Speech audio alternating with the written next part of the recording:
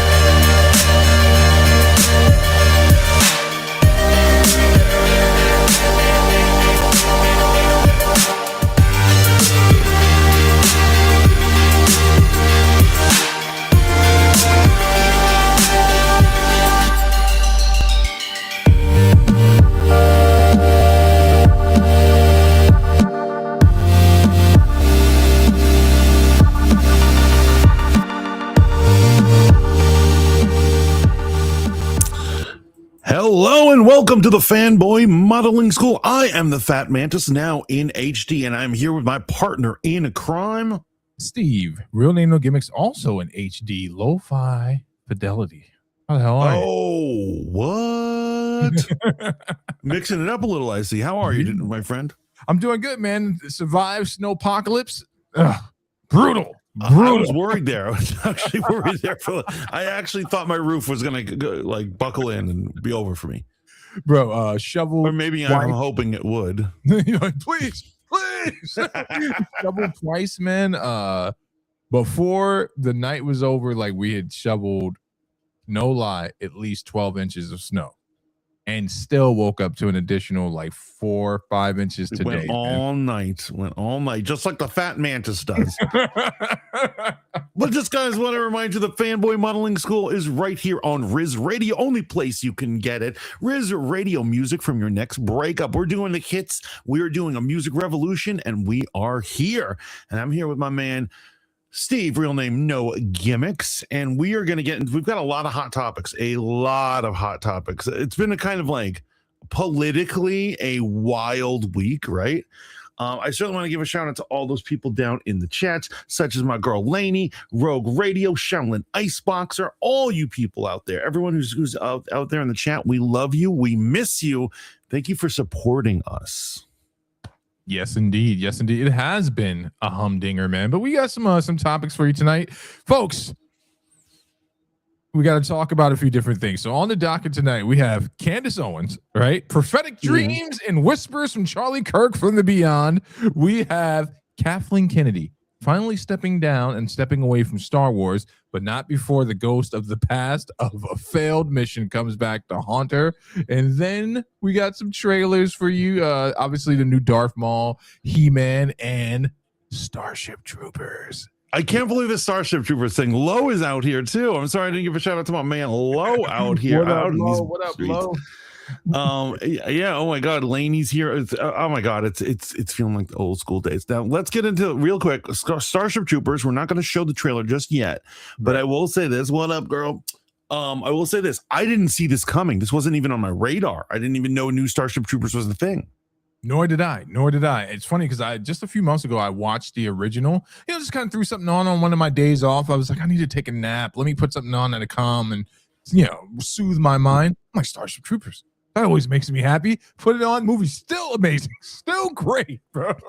You know these amateur TikTok comedians that their sketches are often not funny or just recycled stuff from other people. Yes. I will tell you, there was this one girl who she did do a funny thing. She says, World War III is coming and I'm deciding which branch of the military to go into.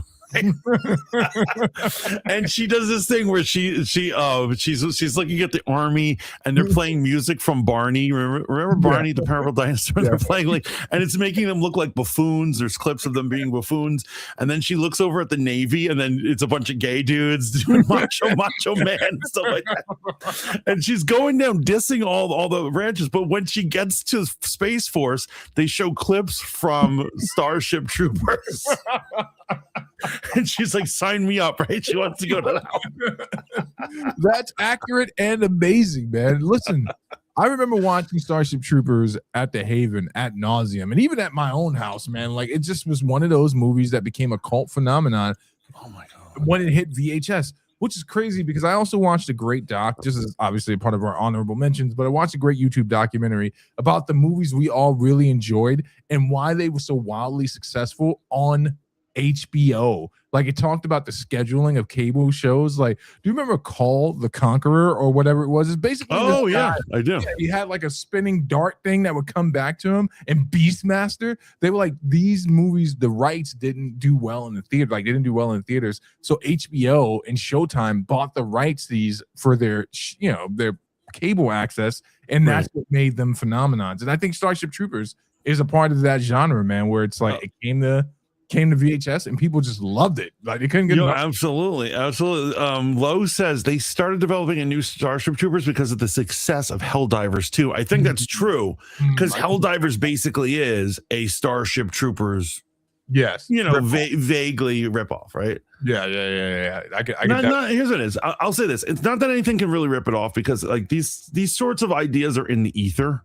Right. You know what I mean? It's just like Space Marines. Everyone knows about Space Marines. You can't copyright that, right? But I do feel him. That success of Helldivers 2 is definitely probably makes total sense that it would urge on a new Starship Troopers. I also shout out to Zeus, man, because he's the one that pointed out to me that everyone in Starship Troopers basically was Latino. But they had white actors playing them, Ramirez, Rico. Well, remember the original city that the character started in is Buenos Aires, right? Right. So they're South Americans, but of course leave it to Hollywood. They they cast a guy named Casper Van Dien. There's no way he's even a smidgen of Latino. Sounds like something you suffer from if you sit out in the sun too long. I caught Casper Van Dien. All right, well, you ready to get into our first main topic of the evening? I totally am. We're going to get to those trailers in just a bit, guys. But yeah, let's get into our main topic, which is the title. People who have come in here in this chat probably have seen the title, and you're like, "What is going on?" So let me ask you a question, right? Let me just ask you a question. I just shared my screen so you can get it ready. At what point did we stop penalizing people for saying crazy stuff in the political arena? So one can argue that it was the first day the internet, the World Wide Web went public in like 1991 or something, like some crazy stuff like that. But honestly, surely it's the internet, right? The internet has been developing this thing where like our ability to say whatever the hell we want and have no consequences is growing and growing. And we're at the top tier where like literally like news reporters are becoming part of their story. They're becoming biased. They're basically propaganda, and they get they're not getting penalized in any way because people are used to people saying crazy things that serve their goals from the internet. That's a very good point, man. Obviously, you're alluding to our boy Don Lemon. Yes. Oh, you know me so well, Steve. You know me so well. Exactly. Mr. We're on a top secret mission. I can't give away our location. We're on it. He said top secret like 80 times during that clip. But here's the crazy thing, man. Now, this is going to throw some shade at your favorite president, right? But I do think in the political arena, people want to attribute it to Donald Trump saying whatever he wants, whenever he wants, right? But even before the advent of the internet, I would say we had guys like Rush Limbaugh. Obviously, InfoWars has been a thing for a while. Alex Jones, right? Yeah, Alex Jones. And, Alex Jones may have helped us get right to the line of saying unsubstantiated things and them being crazy. But the torch has been officially passed to our very own chocolate cover conservative, Candace Owens, man. She is not only has the #1 podcast in the world, apparently, but is quite possibly the most rewarded person for saying the craziest stuff ever. She is completely discredited conspiracy theorists around the world. You guys are down bad because of Candace. You're down bad. So here's oh my gosh, Candace Owens is such a phenomenon because I'll tell you this. She was for a little while. I'll tell you this, having the Alex Jones phenomenon. And what is the Alex Jones phenomenon? Alex Jones said the most ridiculous things ever. Right. And then on the long enough timeline, he was right. Right. You know what I'm saying? Even the thing about the gay frogs ended up being right. That they Right. were polluting lakes. The way he said it sounded ridiculous. He's like, the pollution is turning the frogs gay. The frogs gay. Right? And so he didn't understand how to show a rational person this. Right. But it turned out to be true. The studies did show that the pollution they were putting into the lakes was turning the frogs gay. Right? Just look it up. The Fat Man isn't just rambling. It was a thing, right? Right. Every one of here's what I'm saying. Almost every one of his things. Now, him saying that the Sandy Hook people were like actors, I'm not backing that, and I'm not pro that, and it's gross. But I'm saying a lot of the things he said, these conspiracy theories, were like coming true, right? Right. Candace was doing that too. Yeah, she started off saying crazy things. Yeah, and it started coming true. Well, okay, so my favorite version of Candace Owens is Candace Owens that was speaking about morality, right? High morality, reintroducing ethics and civics in a civilized way back to the political landscape, looking at things from an objective worldview. I was down with all of that stuff, man. You might even say Candace Owens is the reason that I became quasi red pilled in regards to my political beliefs. She was definitely one of the people I was listening to when I went, not everything coming from the liberal side is something to be trusted. But now, my brother, she says things that just completely baffle my mind. And the most recent I'm sorry, guys. I'm sorry. I'm spoiling it by cackling so hard. This is a story I can't keep a straight face with. Because it's real. That's what I'm laughing at. That this is a real thing. The most recent one is obviously speaking to Charlie Kirk via dreams, Charlie visiting her in her dreams, and even letting her know things as in regards to why he was assassinated, who might have been involved in it. And it just doesn't get any stranger. But let's go ahead and let Jeremy from The Quartering really break it down on what we're dealing with. Will you put that in theater mode? Well, I don't know if you knew this. By the way, you may know me from The Quartering, but this is a segment that I'm putting on my Jeremy Hambley channel, which is available on Rumble as well as YouTube. Pause it real quick. Wherever you're watching, you will subscribe. I have to say this, Jeremy from The Quartering, I have to give it to him. He's been doing it for so long, and he's had different levels of success, and he's probably like 3 million subs or whatever. Right. I have to give it to him, but he has not become a better presenter over the years. No. It's like he does this literally all day long, and somehow he's not getting better. Well, that's the thing. You got to keep your overhead low, right? You know what I'm saying? Like, he's not investing in new studio equipment. He doesn't even want you to think he's in the studio. He wants his whole brand, his marketing is, I'm a guy with a beard, with some thoughts, sitting in front of my computer. He's like, the incels will feel that I am them and they are me. And, so I'll stutter. I won't have confident statements. I won't even be prepared. There might even be mustard on my shirt when I'm in front of the camera, right? So. But it all adds to the Je ne sais quoi, which is my podcast. Right? I'm saying, you know what it is? Everyone has a different thing about them, and I guess this is his thing, and that's what. If he's successful, so who am I to mock him, right? Right. One day he's going to turn on his camera and there's going to be a big bottle of Joggins lotion he forgot to remove from the background. And I'm just going to be like, there it is, folks. Authenticity. There's just so much news now. I'm kind of spreading it between both channels, and also this channel I get to be a little more spicy. Now, I didn't know if you knew this, but Candace Owens has now claimed that she was supposedly, reportedly, offered a position in Professor X's School for the Gifted.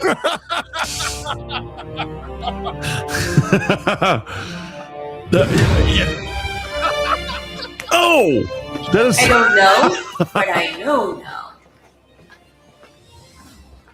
And apparently she had superpowers, and that Charlie Kirk had superpowers, right? And that he was also a time traveler. And you might be thinking to me, that can't be true, Jeremy. Just Yeah, I gotta pause it right there. That is one that I was just like Yahtzee. That's it. When you start introducing time travel and dead Aztec technology to do time travel that's been confiscated by the CIA, now you've piqued your boy's interest, man. I'm like, I usually stay away from this type of stuff, but the fact that there's time travel involved, absolutely amazing. No, absolutely. And so, real quick before we start it back up, I want to address Rogue Radio's comments, right? Because, we'll address the serious aspect of it, right?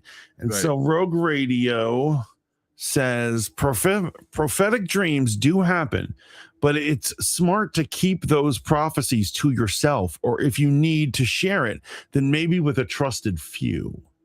But as far as talking to Charlie in her dreams, honey, keep that to yourself. And you know what's so funny?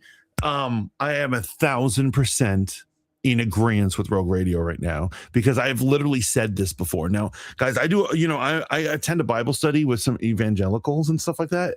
And, I'm not putting anyone on blast. I normally, here's what it is. I don't mess with people who have the gift of prophecy. That's just the thing for me. Here's what it is. I'm not saying it's not a thing, but I just don't believe any prophets after Jesus Christ, right? Jesus Christ was the Son of God. There's no reason to bring other prophets. And so here's what I'm saying. If you are receiving messages from God in the form of dreams, those are probably just for you, not for the world. Right.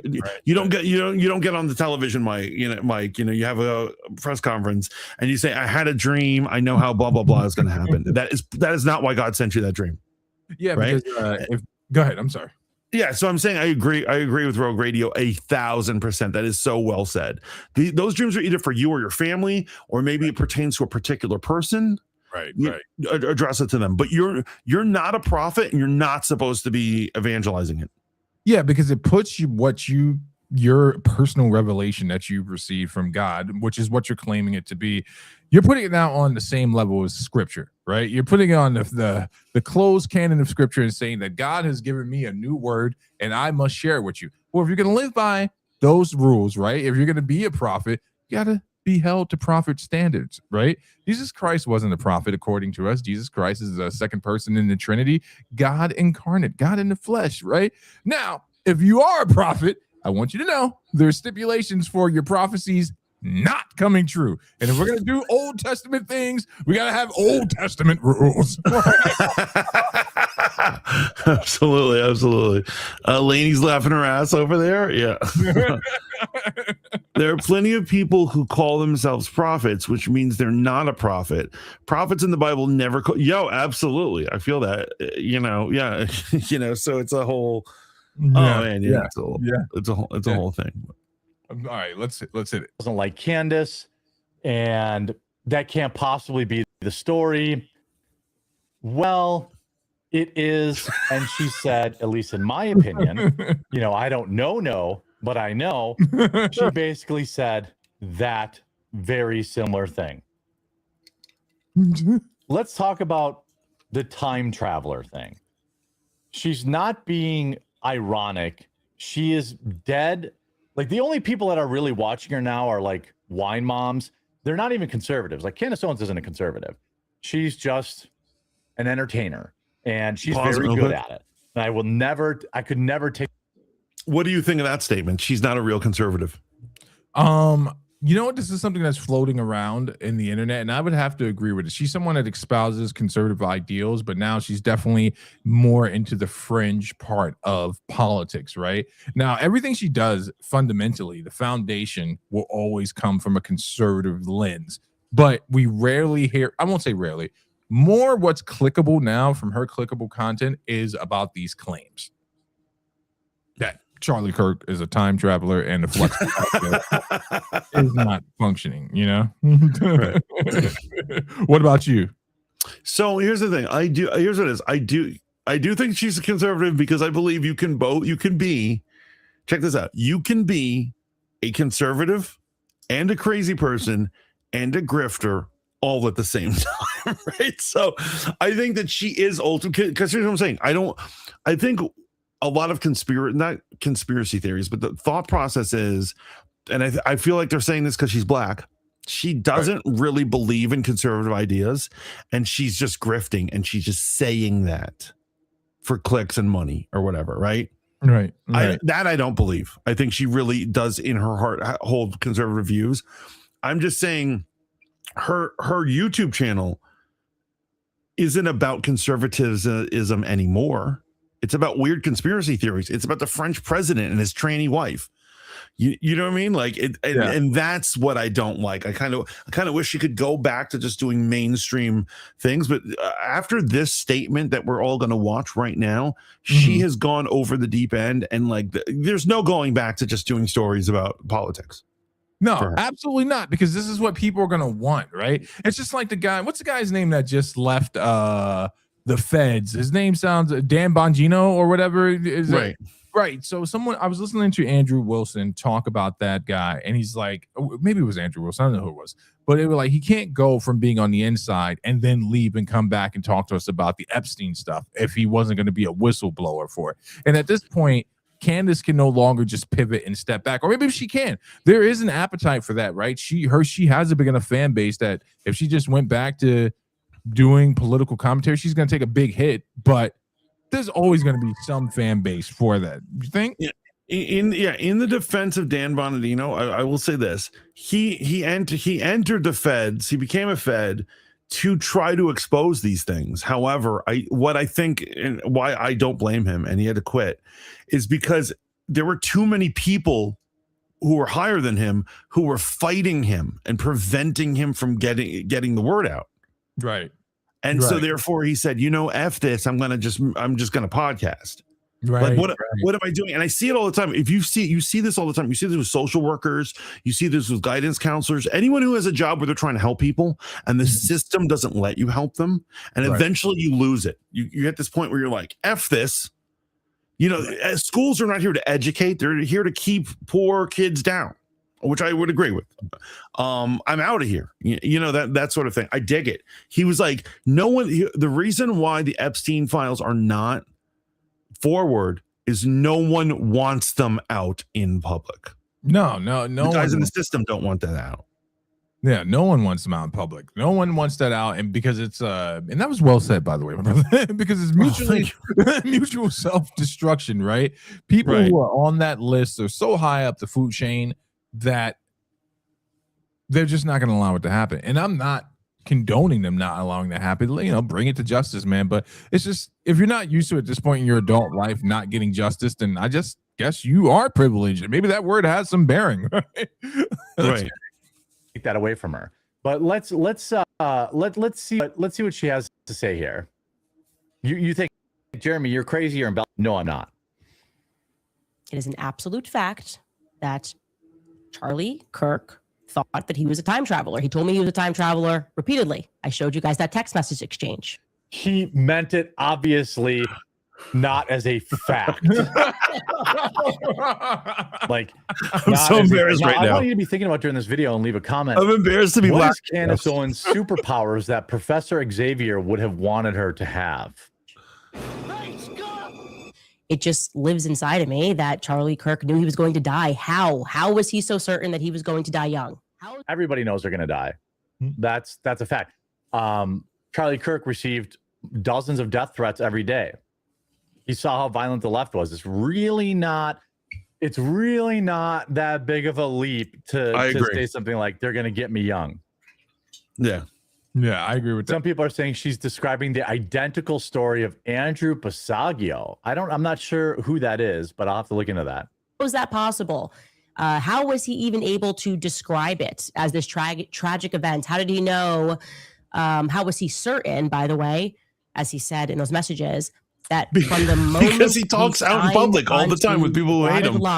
It's not hard to predict that someone might take a shot at you. Right? He knew his death was. No, it's not hard at all to predict that, right? Especially if you're. Well, wait. You know what? Let me be intellectually honest, man. I did not see the Charlie Kirk death coming, man, and if that's for multiple reasons. One, because Charlie Kirk was only on my radar as someone that was a public, like YouTube, a content creator, a political pundit that did large amounts of content on YouTube. I didn't really pay attention to his in-person stuff. I hadn't had him pegged for that. when he passed away, I obviously, like a lot of people, binged a lot of his stuff, and I came to realize, I was like, man, this guy was everywhere, and he was willing to go anywhere to have political discourse and conversation. Sometimes he did extremely well. Sometimes, there were moments where he got a little tongue fumbled. It's hard when you're dealing with people. I think that, like I said before, man, the best Charlie Kirk moment I watched was when he was on the whatever podcast. I believe that's the name of it. And he's talking to a bunch of OnlyFans girls. And one of the girls is really being kind of disrespectful in a OnlyFans type of way. She's like, oh, you probably know my stuff, that type of thing. And he basically told her, he's like, I feel sorry for you. I'm sorry that you have to live this life where you have to repress, these things and not pretend like what you're doing isn't damaging you. And the girl said, you're not like anyone else we've ever talked to, because they're used to going up against red pillars like Myron. But Charlie Kirk wasn't a red pillar. He was a Christian conservative. I wouldn't even call him a Christian nationalist in the way that the term is being used by like guys like Joe. That word's being tossed around lately, right? It's like crazy. Charlie Kirk was a moderate in regards to his approach to people. I didn't agree with all of his views in regards to Israel and all that type of stuff, but I'm not an anti-Zionist, right? I don't hate Israelis. I have huge issues with the Israeli government. I think there's a distinction to be made there. But I did not see the man saying anything that deserved to have him shot. I got people right now, hypothetically, who deserve that fate over Charlie Kirk. So I don't know. I mean, he preached Jesus supremacy. So I love the dude. I loved everything that he did. I too didn't agree with everything that he said. One of the main things I didn't love is him saying college was a scam. And we're not talking about Charlie Kirk today. We will eventually. We have before. We will again. But let's focus on this sister who truly needs help. Wait, before we get back to the sister that needs help, if anyone I thought was going to come to a tragic demise, it's this woman. I really yes. I'm not saying that. Here's what it is. I'm not a lunatic. I'm not saying this woman deserves to be shot, but I'm saying I'm just surprised. I agree with you. I'm surprised she hasn't been shot yet. It blows my mind. I'm surprised not only do people who hate her or the French government or the French probably hired assassins or the Daily Wire, like out of all, she has the longest list of enemies of anyone on the internet right now. Bro, she literally is 50 Cent in a female version. She's like, I'm just, she came out, made her how to rob track after she left the Daily Wire, and she has not stopped. She has not stopped. It's going to be related to Turning Point USA. Pokey. He didn't know that. Anybody who sees those text messages, he just says stuff like that. He definitely didn't know that. And it's really not that crazy to think, hey, something crazy is going to happen. Like you say things like that, like you're having a long day, and you're like, yo, one of these days these kids are gonna shoot me, man. You know what I mean? It's just something that happens. It's a saying that you say. You know what I mean? Now, I do believe that Charlie Kirk knowing his own life, maybe he was in a place where he's like, hey, man, I'm all over the place, and the temperature is rising on the other side of the aisle. People are becoming more and more volatile in the world. Maybe he did foresee this coming. I don't think he literally meant he stared into the nexus of space and saw the events. Martin Luther King, I'm not comparing the two before anyone jumps out of their panties, but Martin Luther King, Malcolm X, figures like this, they have a sneaking suspicion after rubbing so many people the wrong way by truth telling that something bad can happen. It's just the pendulum's on the other side. If you'd have told Steve that was 20 years later that the conservatives were going to be the ones getting murked for telling the truth, I never would have believed you, bro. I never would have believed you. Because it's funny that you say that, because it's funny. My brother had convinced me of this many years ago, and so he said he basically said he says, how people always fear the power of like a bunch of rich guys and fascism and controlling police and all this stuff to herd the masses. And I was like, yeah. He said, I've been reading some studies on this stuff, and statistically, just in general, the left is, and this was before the culture war. This was like in 2014 or 15, many years ago. And he pointed out that he said, historically, leftists resort to violence 10 times more often than the right. Right. And so look at all these revolutions. Look at the Iranian Revolution. Look at the Russian Revolution.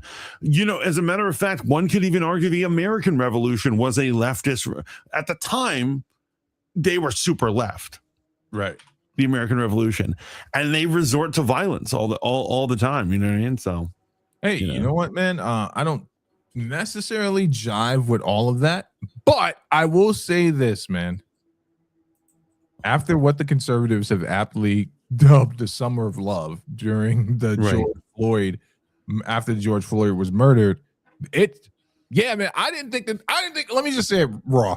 I didn't think you progressives had it in you to get out there in the streets like that. I thought you were all brittle bone weaklings, but y'all got some bones in you. You got some back in you, man. You got some back in you. Oh, I'm about to make a politically charged statement right now, brother, man. I've complained about it on the show, so it's not like I'm coming out of left field, but I noticed that leftists always come strong whenever they're behind black people. Oh, yeah. They always want black people to lead the charge. It's almost like in South Park when they're like, Operation Get Behind the Darkies. They're like, you guys are enraged? Go do something. And as soon as they do something, a bunch of white liberals are running behind them. But some of these they're kids, like, we'll take the rear. Yeah, some of these Antifa kids, though, I know they kind of been, their little riot act's been busted up a bit, but they were out there. They was in them streets, man. You see them holding off people trying to get to work in traffic, and they're all portly and unclean. Well, my problem is that they always expect black people to lead the charge, to take the brunt of it. You know, they want the civil rights movement to be the backbone of everything, to hold it up, as if it's our black community's job to liberate every motherfucker who feels oppressed. Put it on your shoulders and let's ride. At this point, so now she's just making up the most insane stuff. That's not a coincidence. Okay. Yes, it is. Absurd. Yes, it is. People, maybe it's just a coincidence. No, that's not a coincidence at all. It absolutely 100% is a coincidence. Why did he know that I was going to defend him? Also, why did Charlie think he was a time traveler? He said, as I showed you in earlier messages, that he was a time traveler and he had to find me. Is that just something people are saying to their homies in text messages? He said that one time as a random phrase. I guarantee you that if I asked Charlie Kirk today, do you really believe that you're traveling through time? He would not say he did. Like, this woman is so insane. And again, not anything that I would have placed so much emphasis on back when he was saying it, but now I'm out of ideas, so I have to make this one up. It came to fruition. The other parts, he did die young.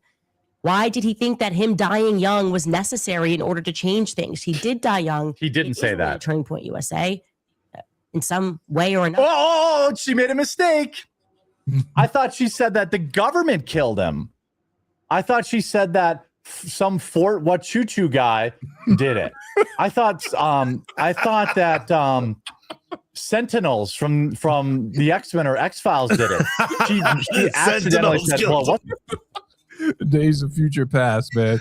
I mean, it goes on for quite a bit, but over on RizRadio.com, we just published an article penned by your boy Steve over here called Understanding in a Political Car Crash, where I really get into this because if you know the band Thursday, they made a song called Understanding in a Car Crash, and you remember this song, man. It's a very moody, melodic song, man. I love that song. It's a great song. It's about a breakup. It's about friendships coming to an end. It's understanding in a car crash, seeing the end of something. When I listen to Candace talk, I feel as if though I want to take the low-hanging fruit on this. I don't know if she's in love with Charlie Kirk or if she's just a ride or die homie. And I hope that everyone has a homie like Candace Kirk, like Candace Owens to ride for you after you've been assassinated, because she's not going to let this one go, man. She's not. Oh, bro, I'm about to say something like, I hope Jesus forgives me on this one. I think she's using him for clicks. They were homies. They were dear homies. I agree with that. They were. But, when your homie gets assassinated, what do? You ride those coattails that you're like, yo, So she's look at all the different angles she's taken from this, right? She's like, Right. at first she's like, the government did it, and then she's like, Israel did it, and then she's like, Erica Kirk is like some evil Russian spy who's there to take over, as if Charlie Kirk couldn't bag a hot chick. Okay, whatever. And now she's saying it's time traveler. She's milking her friend's death. It's P. Diddy all over again. We all saw the documentary. Yeah. We also did a documentary. Do I believe they were boys? Absolutely. Did he milk the shit out of his friend's death? Of course he did. And she's doing the same thing, and it's not right. Oh, very, very true, man. She's doing the Diddy shuffle across the grave of Charlie Kirk, just like Diddy did to Biggie. But I do want to just say something about the Erica Kirk situation, man. That's getting a little wacky too, man, because on the other side of the conspiratorial Christian internet, right? People are coming for Erica Kirk. They're dragging up like old text messages, old tweets, video clips that she's done with former boyfriends or lovers or what have you. And here's the thing, man. I'm going to blow you guys' mind, but I'm going to sound like a hot girl for a second. Everyone's got a past. Everyone's got something out there that you wouldn't want brought to the light after you've changed your life, man. And if Erica Kirk had a past with other men prior to Charlie Kirk, and she said some stuff that like made it seem as if though Charlie Kirk was the foundational love of her life, there's a good chance that might be true. You date enough scumbags and then you meet a good guy during a business interview and he says, I'm not going to hire you, I'm going to date you. That might have blown her mind to encounter a man like Charlie Kirk. It doesn't diminish the love they shared, man. Where is this sleeper operative thing going, man? And this all comes from like the groypers, the anons on Twitter, man. It's all of that stuff, bro. It's all of it. It's all madness, and it's all nightmare fuel to confuse us from being able to say what's clearly going on here. The Charlie Kirk assassination, which it was a horrible moment in American history.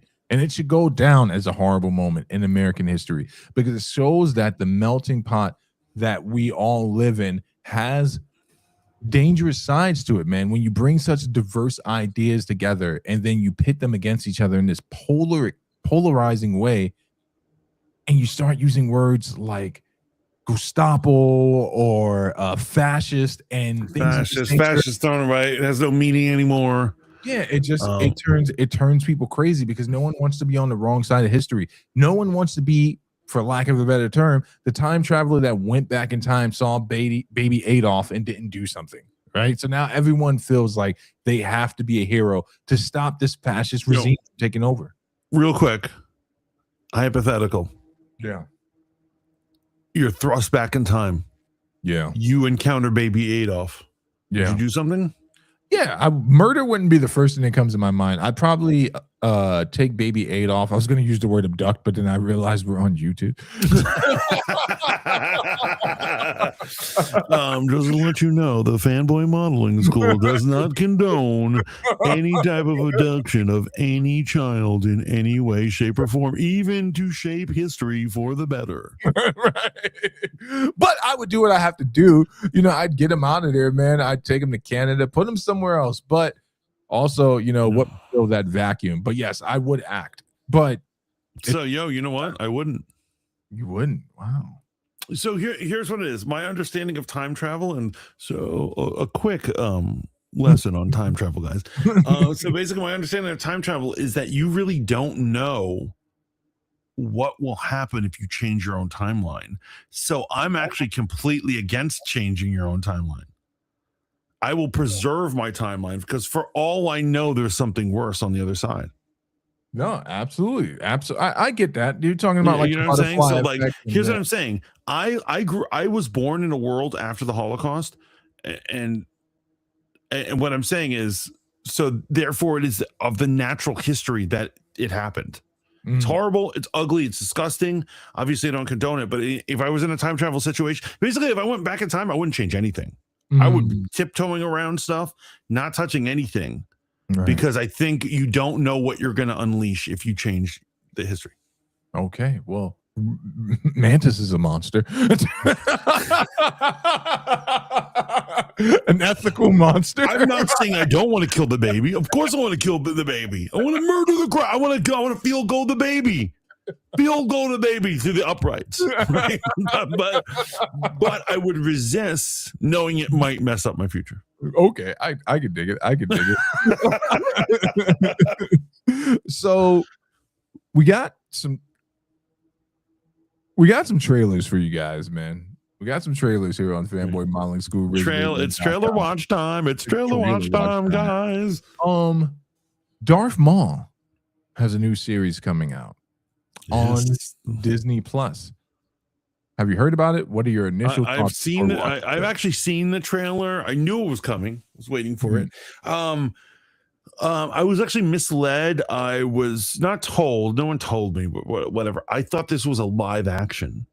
Oh, that would have been much better. Much better. So then when I saw the trailer, I was obviously disappointed. Now, here's the thing. It's using the same animation as the Clone Wars, and I love the Clone Wars animation, so I should really mellow out. I was just hoping that they could do a Darth Maul live action. Right. You know, but let's see what they got here. Flames from Laney. Here we go, guys. This is Darth Maul Shadow Lord. Times have changed. I will show you the galaxy for what it truly is. See things from a new perspective. Is this what our future holds? Always running. I invite you to look more closely. What are we dealing with? Good question.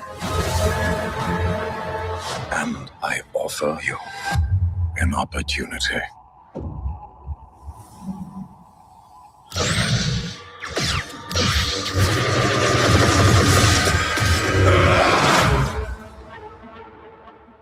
Maul.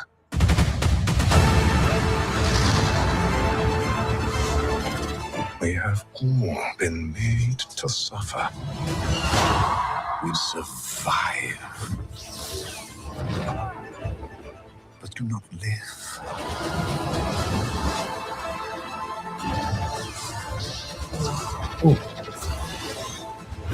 The Emperor wants you dead.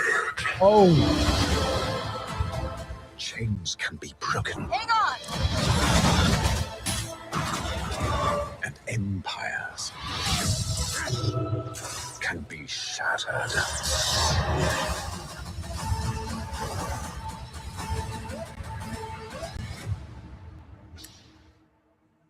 so immediately I just noticed something that I did not pick up when I watched the trailer before. Was that not the what are these guys called? What are those guys called? Inquisitors. The Inquisitor that got killed by Ahsoka in that Yes. trailer. Yeah, that was him. Oh, okay. Interesting. I love that Darth, this is called Shadow Lord because that's what Sidious called him during Clone Wars when he confronts him and his brother. He's like, Right. I'm a Shadow Lord. Oh, Sidious. Everyone's creepy uncle. So what are your thoughts, brother? So I would say as an animation, it looks amazing because they've not only done Clone War and animation, they've like enhanced it, right? There's more detail and all this stuff. I will say this, that like I wish it was live action. I wish there was more going on because here's what it is. They rehash a lot of their own plots. Yeah. Right. And so we've already seen Darth Maul be the Lord of the Underworld. Right. In Clone Wars. Right. Yeah. So it's going to be more of that. Here's what it is. I would be a liar if I wouldn't say that I'm going to watch it on the premiere day and I'm going to watch it every time an episode drops. Okay. Right. However, this is not the product that I was hoping for. This is not the product that's going to fix Lucasfilms, but I'll watch it.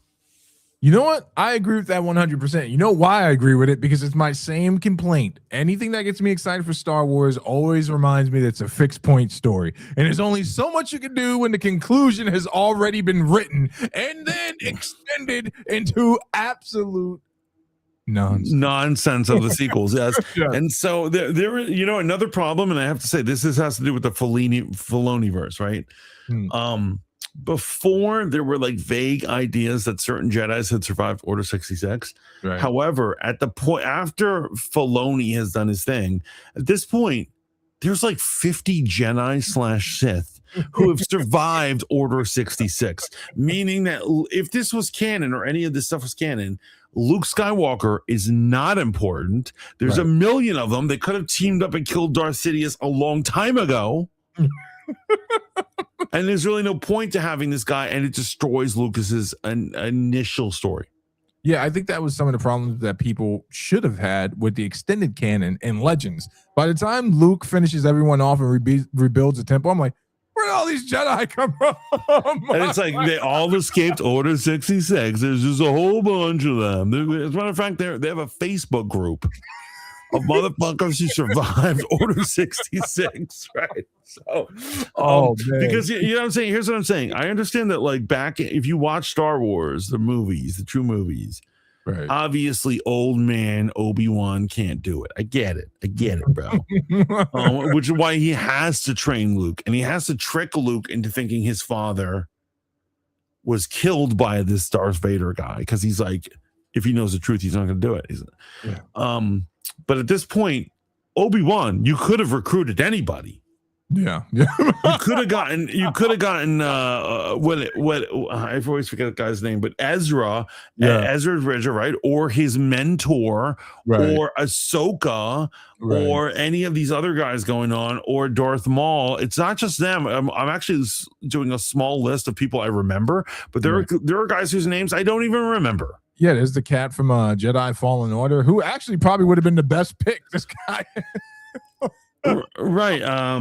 Cal something Cal. or other. We'll just call him Cal. yeah. But I'm saying there's a bunch of these guys at this point. Right. He could have had an army of Jedi storm cities. I dig that, man. This is the problem with this whole thing, man.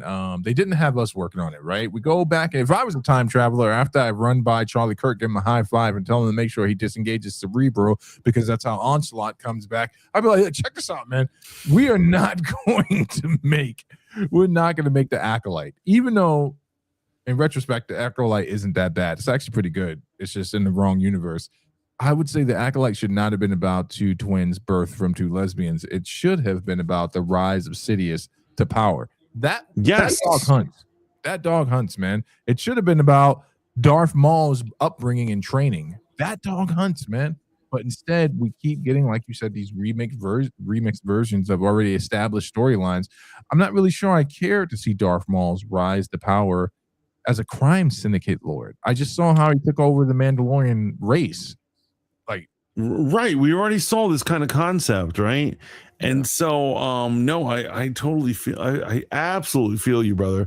Like, for instance, the Acolyte, you're right. The Acolyte should have really been a Darth Sidious prequel. 100%. That dog would have hunt, man. People would have loved that. 100%. And all those characters who were hunting him could have been characters. You could have saved all those characters, right? Right. But I'm saying just the mere fact of packaging it as a Darth Sidious prequel would have calmed everyone's nerves. Or make the Acolyte the story of the Inquisitors hunting down this excess amount of Jedi. That would have been a great show too, man. Like actually seeing the Inquisitori doing their thing, man. Right. Yeah, that would have been cool. That would have been great. But what do you guys think? We want to know what you think about the Darth Maul trailer. We got another trailer for you here. Now, before we get to the next trailer in this segment, I just want to say I want Mantis to take a deep breath, because we both grew up in the 80s. I was born in 1981, watched a lot of cartoons growing up, but by far my two favorites were He-Man and Thundercats, right? I was hooked on these shows, man. And you know what you loved about it, right? What, barbarian motherfuckers crushing people's skulls. They were both they were like sci-fi fantasy barbarians right. doing what needs to be done. Right. It's why I like Conan as a kid. And side note, I can't believe my mom let me watch Conan the Barbarian and Conan the Destroyer as a child. Those movies are rough when you go back and watch them now. But Yeah, I'm just saying, Conan as a movie is brilliant for so many reasons. But my favorite part is like, he narrates all this stuff. And there's a part where he's traveling. It's later on in the film. And he's like, and as I traveled, I stumbled upon some monks. And the monks said, lay down your sword, friend, and spend time with Mother Earth. And I said to them, I will have plenty of time to spend with Mother Earth when I am dead and buried. One of the best games to ever exist that just got completely overshadowed by God of War was a game called The Mark of Kai. And it was a Conan-esque story, but it took place in kind of a Near Eastern island. Oh, it's a great game, What man. is this? You're saying it didn't outsoul God of War? No way. No, it got overshadowed by God of War. Oh, right, It was okay. like it came out right before God of War, and it just changed a lot of things in game mechanics. And it had a great story where it had the narrator of the story turns out to be his sidekick. What up, D? Welcome in. What up, D? Hey! Everyone, make sure they show D Love some love over on Rumble. Great gaming content, playing one of the most difficult games, Siege, a game I only play when I'm feeling too good about myself. Follow her. Here's what it is. Follow her on Rumble. Not that she needs it, but what I'm saying is she's blowing up on Rumble. D Love right there. D Love 7 right there. Check her out on Rumble. She's doing amazing things. Check it out, please. So back to Masters of the Universe, right? You remember the movie that came out when we were kids. I didn't think it was that bad. I enjoyed it as a kid, but now as an adult, I realize this is a complete waste of time. Then we have Kevin Smith's Masters of the Universe. Calm down, because I do not acknowledge Kevin Smith's contribution. That's no. But I gotta tell you, even as a kid, that whole they're searching for a synth, a synthesizer, a space synthesizer. So it looks like a cylinder, and they're like, dun, dun, dun, dun. Even as a little kid, I was like, this is weird. Yeah. That's because the 80s suffered from it was good in one movie, so it's got to be good across movies. A little movie called The Close Encounters, where the game Simon comes from. They kept away from that. Every movie during that period, they were like, you know what's really gonna make this movie pop? We gotta have some alien music, man. We gotta have some bum, bum, bum, bum. What's funny? I actually love that scene. Yeah, where they're mimicking the UFO, and they're like, it doesn't sound, and they're like, well, let's do the same sound. It's funny they get the wrong note. We have simple perception abilities. The aliens, they hit the wrong note. The aliens incinerate Earth instead. Like, they just tell us, screw us. They're like, they played a D. They played a D. What the fuck? Here we go. Let's check this out. All that stuff that only exists in legends and bedtime stories. Talking tigers, spaceships, and magic swords that can make a man as mighty as a god. Where I come from, that stuff is real.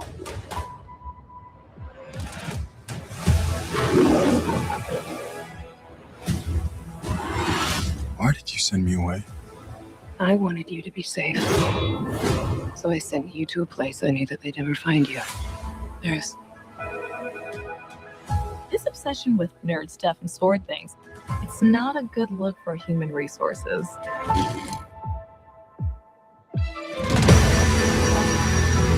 I know it sounds crazy, but that sword is gonna show me the way home.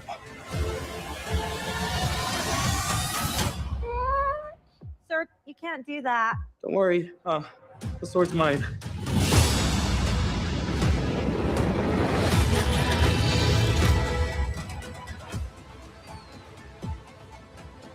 Hang on, it's about to get weird.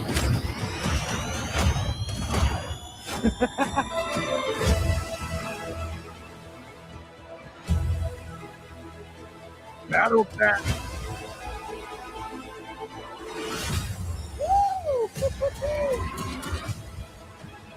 What am I supposed to do? Take the sword. You protect them.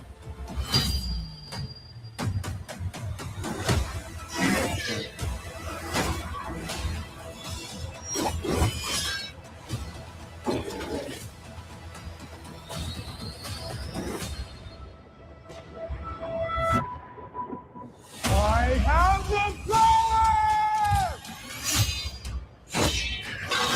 Yeah. Look at that.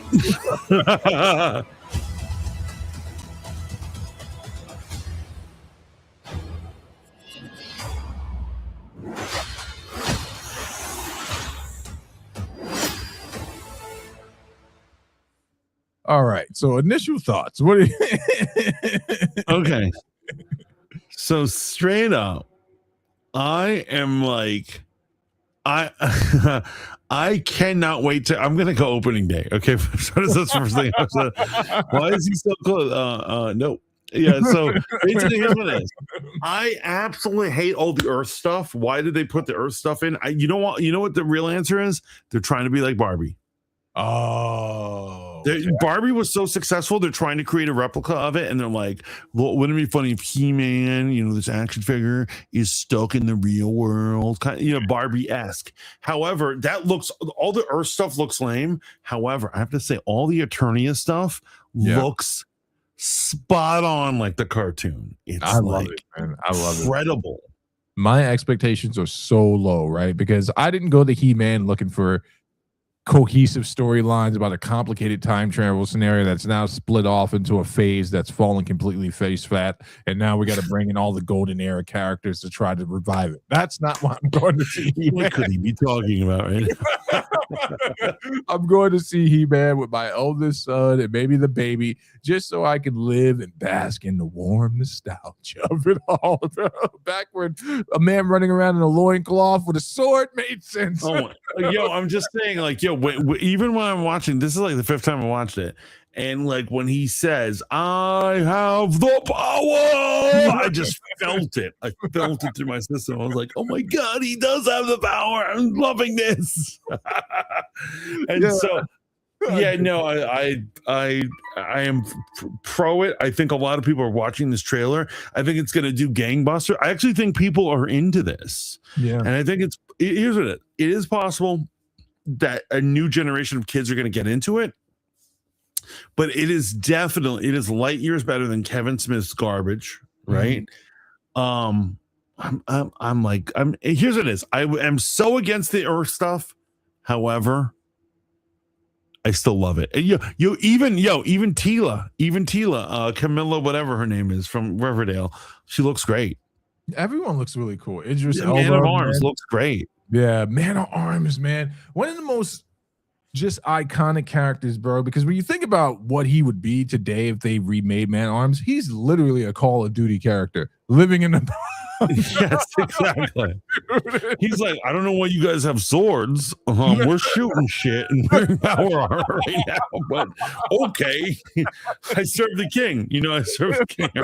I serve at the king's pleasure, but I'm definitely about to hit you with this enlarged fist I made out of vibranium. But the question is, what do you think they're going to do with Skeletor? Because for instance, it's true back in the 80s, a lot of villains were like comedic. Like, for instance, Mumra was not comedic at all. Mumra from Thundercats was a scary mofo and intelligent. Yeah, he was.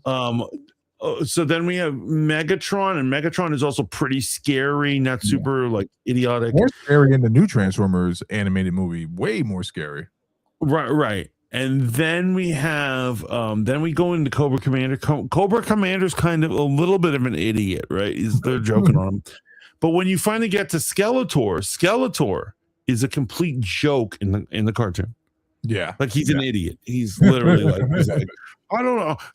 He has a silly voice. He has a silly whatever. Do you think they're going to do that version of Skeletor? No, I think they're going to make him intimidating. In fact, my favorite version of Skeletor is the meme that goes around when someone says something completely wacky and Skeletor runs away after whatever the crazy meme is. I think it's going to be the intimidating Skeletor, man. Actually, that's the one thing I think Kevin Smith did a decent job with his. Shout out to Kevin Smith, man. Yeah. The backstory for Skeletor is actually really cool. Did you watch any of that stuff? Oh yeah. I know his whole thing. Like, yeah, I'm into it. I love how Lainey says yes. Also, like, he should never be so clothed. That man is all about the body, and it's so funny that, like, for instance, the ladies are gonna go. Like, Lainey is gonna lead the charge for the ladies going in there, and what are they looking for? A dude dressed like He-Man. Yeah. Lainey's I'm gonna tell you a Hollywood producer. Like, why has he got clothes on? I'm gonna tell you a real quick story about my fraternity days. And so there was one year, Zoolander had just come out, and I was like, or no, here's what, Zoolander wasn't out, but it was a staple of us watching, and it was Halloween, and I was like, I'm gonna win this year's Halloween party, costume party. And what I was doing is I sewed my own Mugatu costume. It's one where he's the gray thing, and he has the words Mugatu on his thing, and all these things. And I put it was weeks of sewing and like putting this costume together, and I loved it. And I went to my fraternity's Halloween party, and I go there, and who walks in at a certain point but George the Rock Blaurock. George the Rock Blaurock was one of my brothers, and he was a bodybuilder, fucking jacked. Homeboy is wearing tighty whities. Yes. and he has an X, like a cardboard X across him, and he has a plastic sword in his hand. And people are like, "Who are you supposed to be?" And he's like, "I'm He-Man." And this motherfucker won. He took me out. I put all this work into it, and homeboy's just in his tighty whities. Bro, it's what the people came from. It's sexy. It gets the people going. And that's what I was saying. Lainey and the girls, they're gonna love this kind of stuff because that's what they're here for. Yeah. Quick side note. I get it. I understand why I lost. Quick side note. I did not see it in the theater, but I did recently watch 28 Years Later and enjoyed that. And now I'm gonna watch The Bone Temple when that comes out. But I've already spoiled the movie for myself. That's a complete side note. Go check those out. Those are really good. It's the remembrance time, nostalgia time is up. Not remakes, nostalgia. That's what we're going for here. That's what we're going. Yeah, no, I feel you on that. So I haven't seen either. I am like about it. You know what I'm saying? Like, I will check out 28 Years Later, and certainly The Bone Temple. You know who directed The Bone Temple, right? Yeah, the young lady from the Marvels, and even Jeremy and from Sandman. Not Sandman. The name you won't want to say. What name? What's the name? Candyman. For those who don't know, Steve is so scared of that movie he will not say the name of the character in fear that it will summon him. Yeah. What you do with your own life is up to you, right? But Steve makes it to the end of the horror movie. Even if I am that that bumbling idiot that crawls out of nowhere after everyone else been eviscerated. I mean, I jumped out the window earlier in the movie. You're like, that guy's definitely dead. Nope, Steve's alive. Steve made it because he because he ran early and he never used the word Candyman. That's 3 times Mantis is playing with his life right now. Don't include me in this. Yeah, I'm the one. I'm that idiot brother who's like, there was a weird saying. I'm gonna go check it out. When something is weird, something mysterious, I'm like, you know what? This doesn't make scientific sense. Let's study it. Let's put the body in the car. Bring the object that fell out of nowhere that wasn't there when we were standing in the room before. All of it. Let's get it together, man. Are you, my brother? Are you ready for more nostalgia? Are you ready for some Starship Troopers, my brother? No, this is one I haven't seen. Yeah, I'm coming in. So I'm ready to be pleasantly surprised. I'm coming completely blind. We literally found out this existed as we were getting ready for the show. Right. And so yo, Lainey, we will go together. We will check it out together. There you go. Friends doing friend things. Hit it. You got to share my screen there, brother. I'll kill you. You don't have to have an attitude about it. Attitude about everything. I'm a hostile coworker.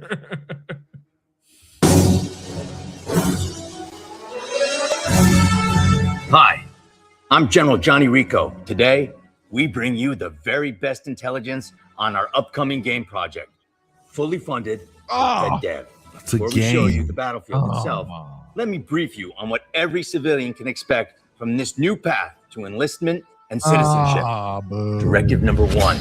Our game is forged by our finest engineers and is the most realistic I'm so depiction disappointed. I of wanted it to war be a movie. we've ever seen. Directive number 2. We don't need to Only play this game because we have drop Helldivers. on the enemy. Right. Directive number 3. Satellite down. Signal jammed. Doesn't matter. You bought the game. Play it anywhere, anytime. Directive number 4. Want to get physical the old-fashioned way? We got you covered. Oh my Would you God, like to know more? he's just making a joke out of this. Wait, Looks wait, like wait, it's wait, wait. seriously Casper Van Oh, it Dien. is. It is. Boo. Boo! Boo! The Fanboys Modeling School we got punked right now. We got punked. We got played. We got played bad, bro. Well, it makes no sense why. I mean, it makes sense why it wasn't on my radar. But you know what? Here's what I'm saying. F that. Let's really talk. Let's really talk about things. You know what I'm saying? This has been on the tip of our tongue for a while. We got to get into it. The word on the street is that Kathleen Kennedy is finally leaving Star Wars. That's right, folks. You heard it from Mantis's mouth. Kathleen Kennedy is finally out, and normalcy can return to a universe or a galaxy far, far away. So when you first heard this rumor mill, when you first heard this come across your desk, what were you thinking? So the first thing that bothers me, was weird about it, is so it came out of Puck News. You know Puck News? No, I don't know Puck News. So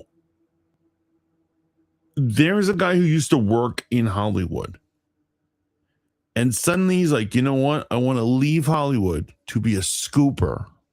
And I'm going to make my own newspaper called Puck News about Hollywood. Because here's what it is. He knows so many people. He's all his friends and all these connections, right? And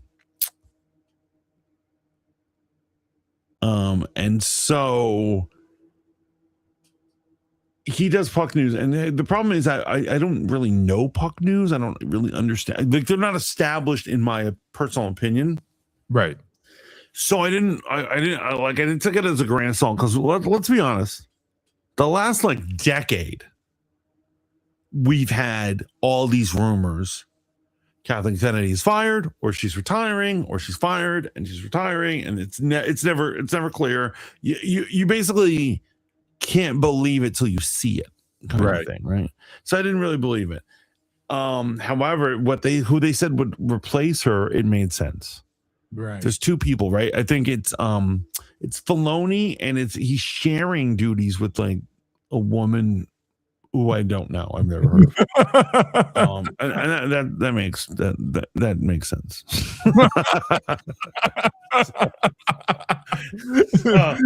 The crazy thing about this, man, it was when it first blew up and it hit the internet. I sent it to you, and I was like, "Man, is this real? Is it finally happening? And is it too little, too late, man?" Now, obviously, all the big Star Wars commentators have been talking about it for weeks about Kathleen now, and there have been people talking about this for years. The rumor of her leaving.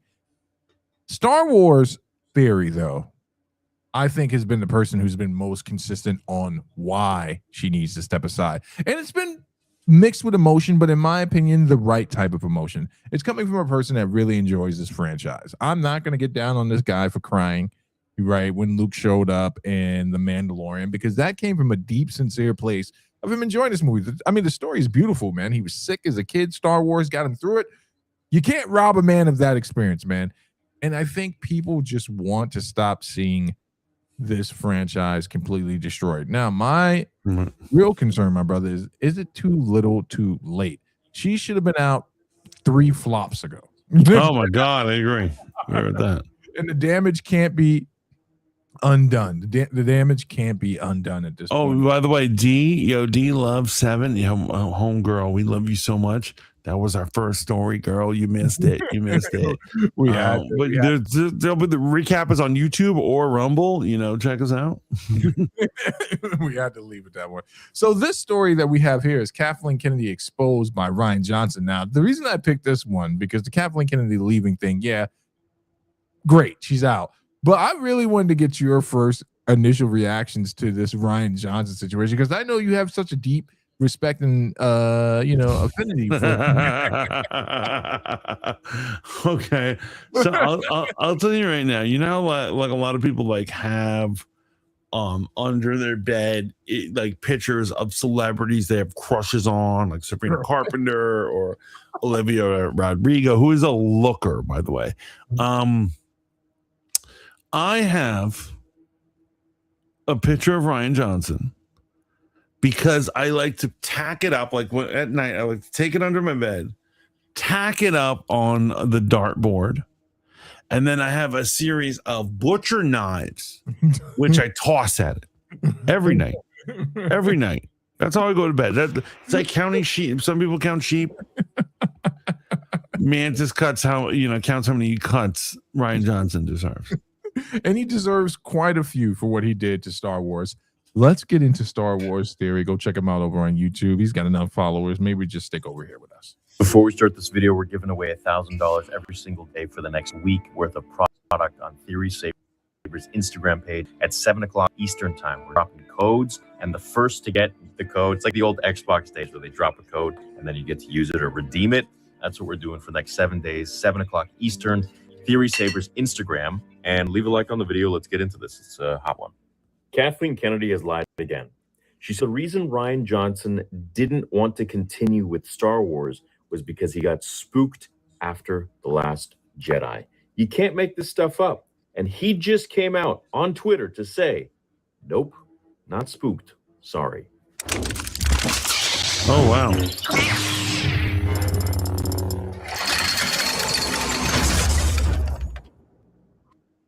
Following Kathleen Kennedy's Lucasfilm exit interview with Deadline, and this article also comes from Deadline, in which she explained that he got spooked from returning to the franchise, Johnson denied that was what held him back after directing Star Wars Episode 8, The Last Jedi. And he simply just said this. He didn't even get into details, nothing like that. He said, lol, zero spooked, sorry. And he just simply retweeted an IGN article and literally just said that. Kennedy, who has handed the reins over to Dave Filoni and Lin-Wen Brennan, recently spoke to Deadline about the possibility of Johnson returning after The Last Jedi grossed $1.3 billion globally for Disney. She said once he made the Netflix deal and went off to start doing the Knives Out films, that has occupied a huge amount of his time, she noted. If you haven't seen my video addressing the fact that Kathleen stepped down, the first about 30 to 45 seconds are proof and evidence of clips shown where Kathy is simply just lying through her teeth about George Lucas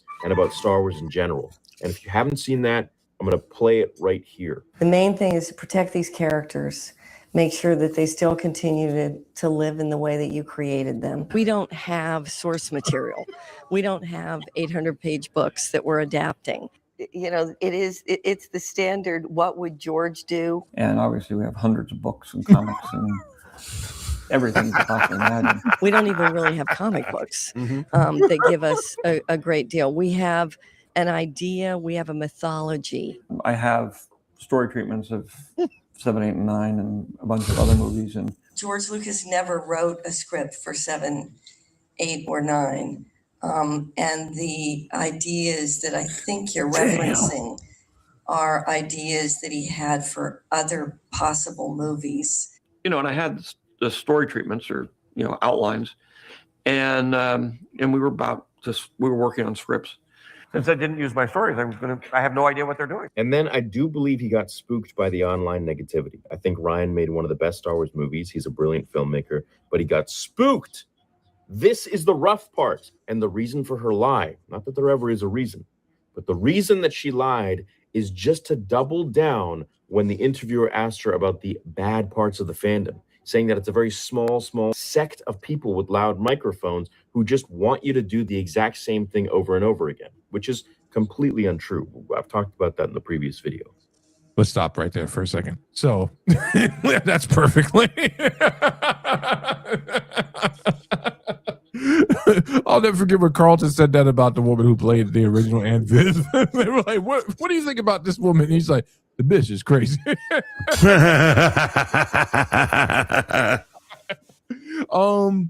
Kathleen Kennedy, no source material, no books, no comics. Ryan Johnson spoofed. No 7 or 8 or 9 treatments. None of this stuff exists. Don't listen to George. So I believe here's what it is. I do blame her because honestly, as the CEO or like, you know, whatever, as the head of these types of companies, you need to be shrewd and smart. You need to make sure people are watching what you're saying. So you need to watch what you say. Right. 100%. And here's what it is. It is obvious that when Lucas appointed her his successor, he was like, she's been with me since the first episode.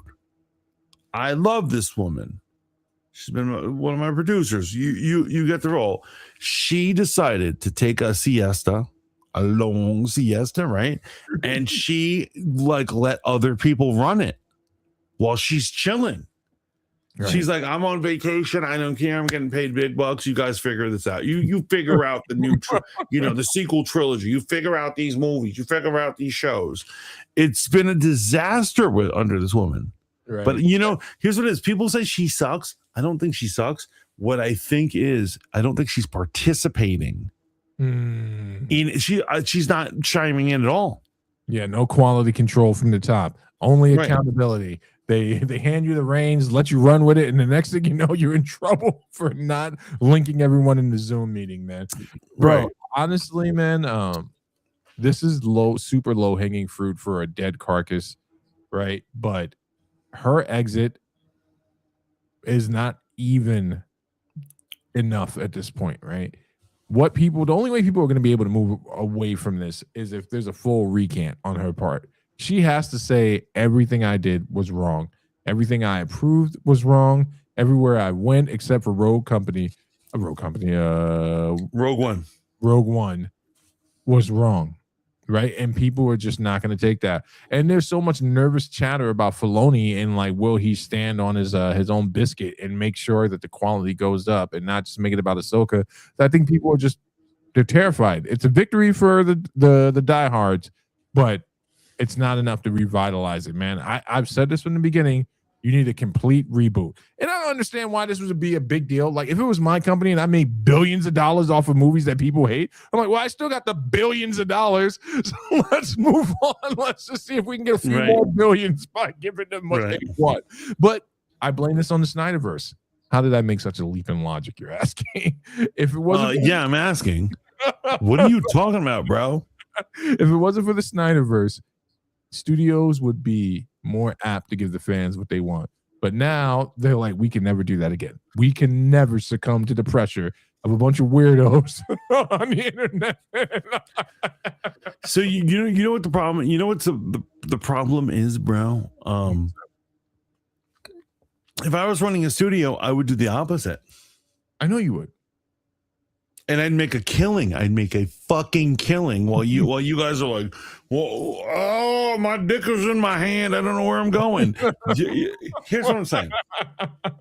Are you ready for this? I'm ready.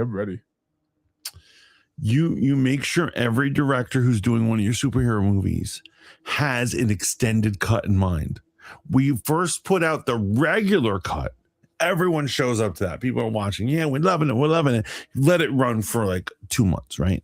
And then suddenly we're like, and then we see the numbers are dying down. We go, you know what? We're now going to put the extendo cut in theaters, bro. Check this shit out. And the real fans show up and they're paying that money. It's all good, right?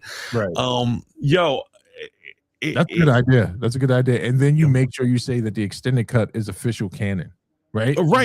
Here's what it is. They have to make it where the shortcut. Here's what it is. The extendo cut does not conflict with the regular cut. All you see is you actually get extra shit. You get extra shit, but it's all, both of them are canon, right? Right. Yo, like gangbusters, people will fucking eat it up. People will buy DVDs. People will do all sorts of fucking shit. You know, they'll order both movies. They'll order the first one on fucking iTunes, and then they'll order the second one when it comes out. Like, right. I don't understand why they're not monopolizing on this. Because, as I stated in my point, they are terrified of the fandom in this sense. They're not actually terrified, but Zack Snyder took a real risk, and Warner Brothers took an even huger risk by saying, hey, we're going to greenlight the Snyderverse, right? And we're going to let you finish off this project, which somehow turned into what was like an amazing moment to watch happen on the internet. He's interviewing with content creators, right? People who have no credibility in the industry, but he goes direct to them and he builds this great marketing to finally just tear it all down by acknowledging geeks and gamers, says some controversial stuff.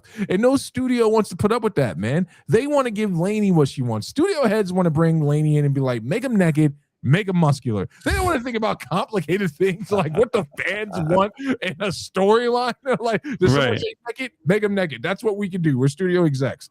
Now, in regards to Star Wars, man, I'm telling you, man, your idea works, my brother. I've always told you it works. But I'm saying I already got $4.5 billion from the failed franchise.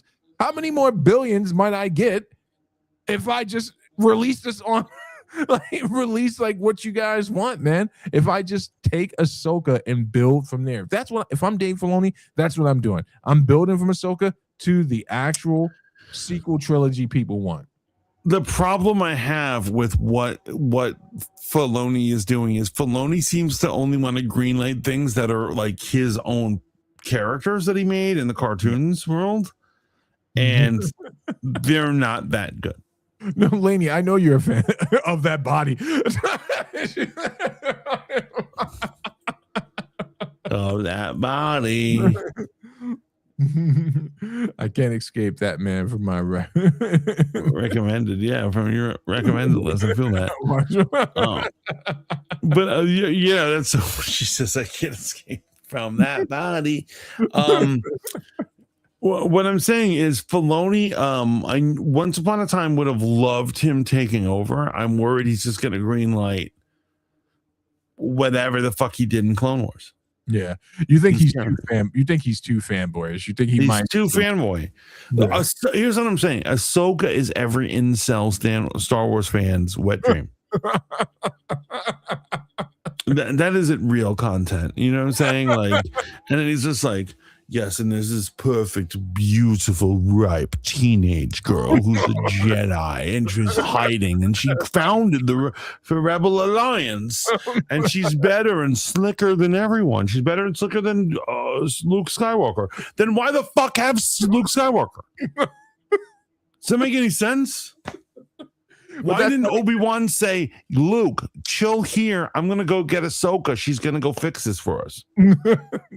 Because by that time, she was war-torn Ahsoka, right? She was not as cool and slick. Now she's like, I'm not trying to disrespect you. I'm only going to make a jerking motion in the air, okay?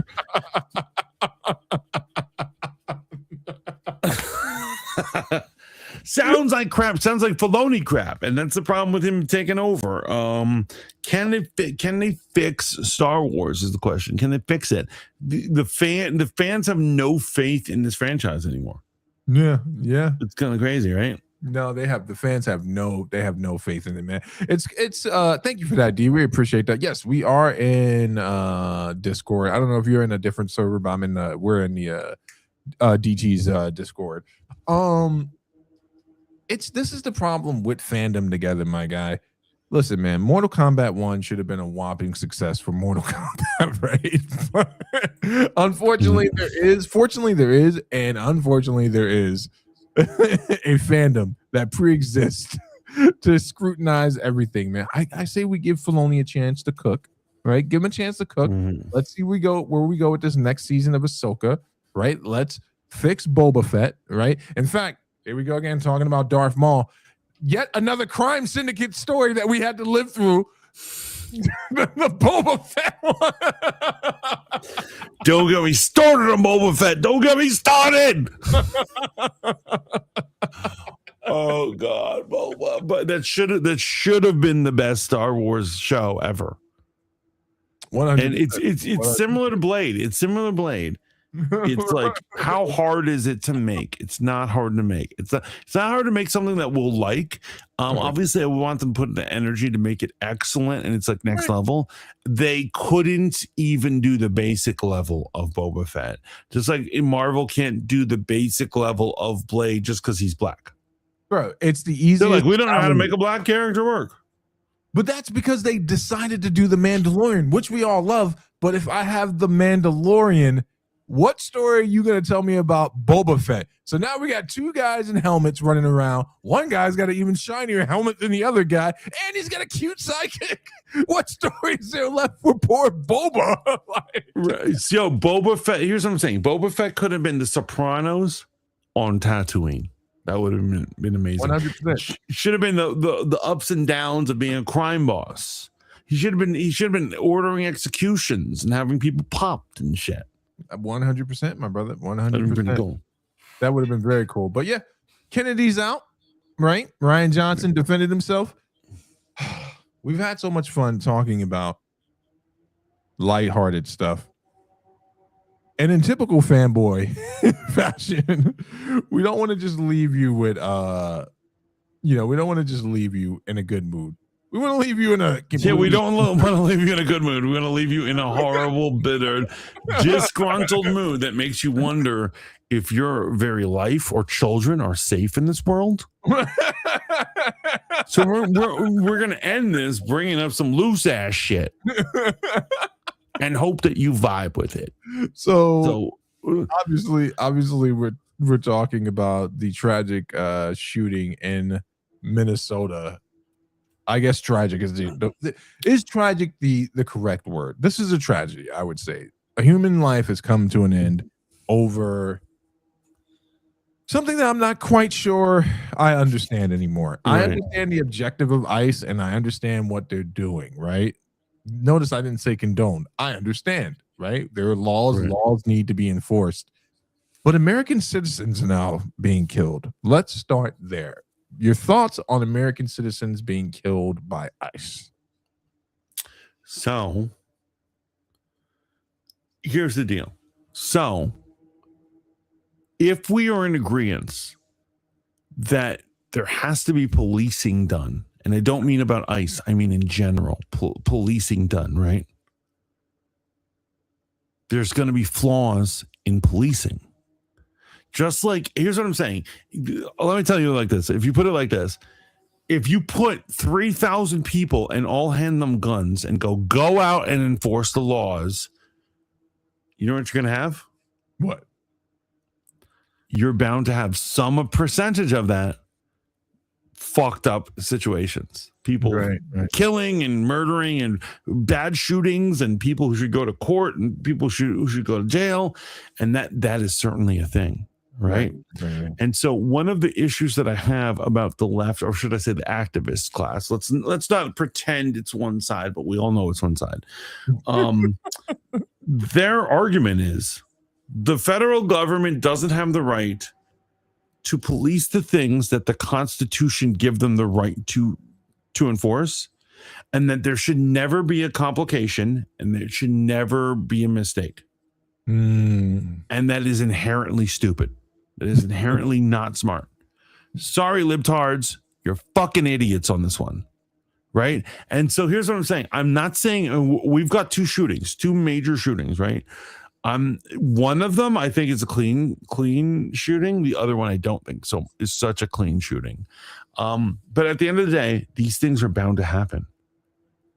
If the argument is we can't have police if they ever make a mistake, well then you wouldn't have anything.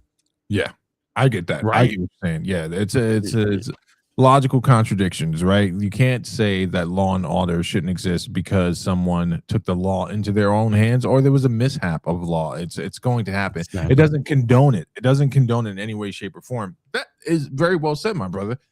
The thing that I think is interesting about this, right? Just gonna throw this out there, and if it lands, it lands. You remember when white lives were worth so much more? Bro, if you would have told me that white liberals' lives aren't worth anything, like, they go on the narrative I'm just talking about the narrative spin. I'm not talking about what's right. You cannot exist in this world and tell me that white is right if you see white people being gunned down by the establishment now, and there isn't a swift action of justice. So that kind of discredits the entire liberal. They've done this to themselves, though. Yeah. White people have made themselves second-class citizens in their own political movement. Right? And they're like, there are protected groups, and who's better than me? A black kid, a Latino kid, a trans person, any type of gay person, anyone who's cross-eyed, people who wear thick glasses, they're all better than your white asses. Very fucking smart. Bra fucking vo. Right? You made everyone all these protected classes so much more fucking important to you. Your people are getting bucked in the street and no one gives a damn. Or does it finally validate they not like us? Is there a tale of two white cities here where there's who is the privileged white at this point? That's why who is the lines are too blurred for me to understand anymore, my brother. Guide me through these murky waters. So I'll guide you right now, because I'll tell you right now, I live in Libreville, right? I live in the Liberalville with all these Karens. No offense to anyone. I love white people. Some of my favorite people are white. My accountant is white. What I'm saying is, I live amongst these white liberals, right?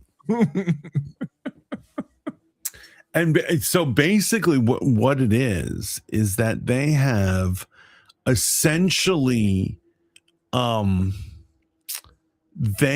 like I said, took themselves out of the conversation where they're like, all these other groups are more important than us.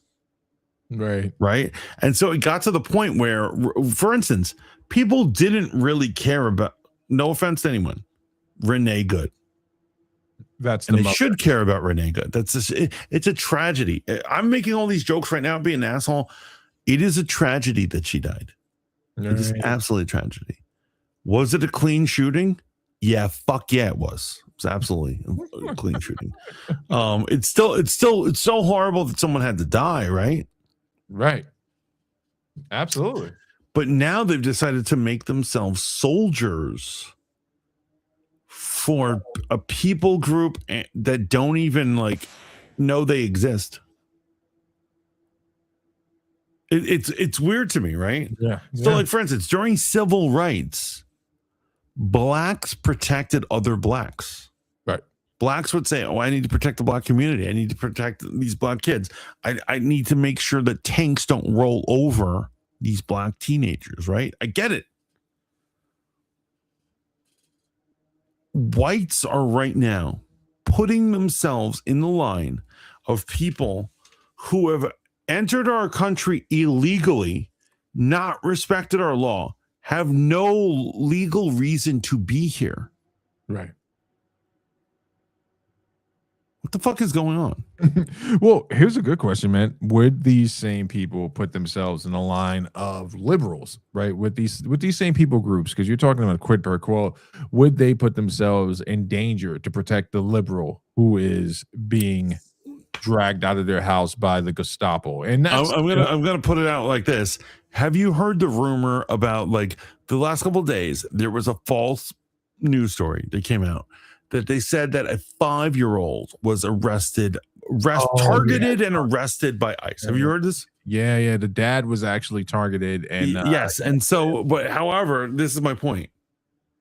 When investigating it all, right, turns out they weren't targeting a 5-year-old. They were targeting his father. They were coming to arrest his father. They were like, that his father is his problem. And what did this guy do? And here's what I'm saying. I'm not saying this. I want this clear. I'm not saying this because I'm saying all immigrants or illegals are like this. But this dude decided to run and leave his 5-year-old standing there. He said, fuck this shit, I'm out. You got this, kid. They're not going to hurt you. And he took the fuck off. And he got away. And he left a 5-year-old with the cops. See, and they didn't arrest the kid. They had to take the kid in because they had they're like, we're stuck with this 5-year-old. What the fuck, man? Right? Well, see, I was under the impression that the father got detained and they took the son with him because there was no one else to take the shot. He got detained later on, but at the initial thing is they went for him and he was with his 5-year-old. Oh, man. And he ran. And he left the kid. This is where this all gets extremely murky. And that's why the shooting is extremely strange to me. I just want to show you some of the civil unrest that's going on right now. It's fucking crazy, yeah. Is that an appropriate thing to say, civil unrest? Let's go. Yeah, no, that's absolutely.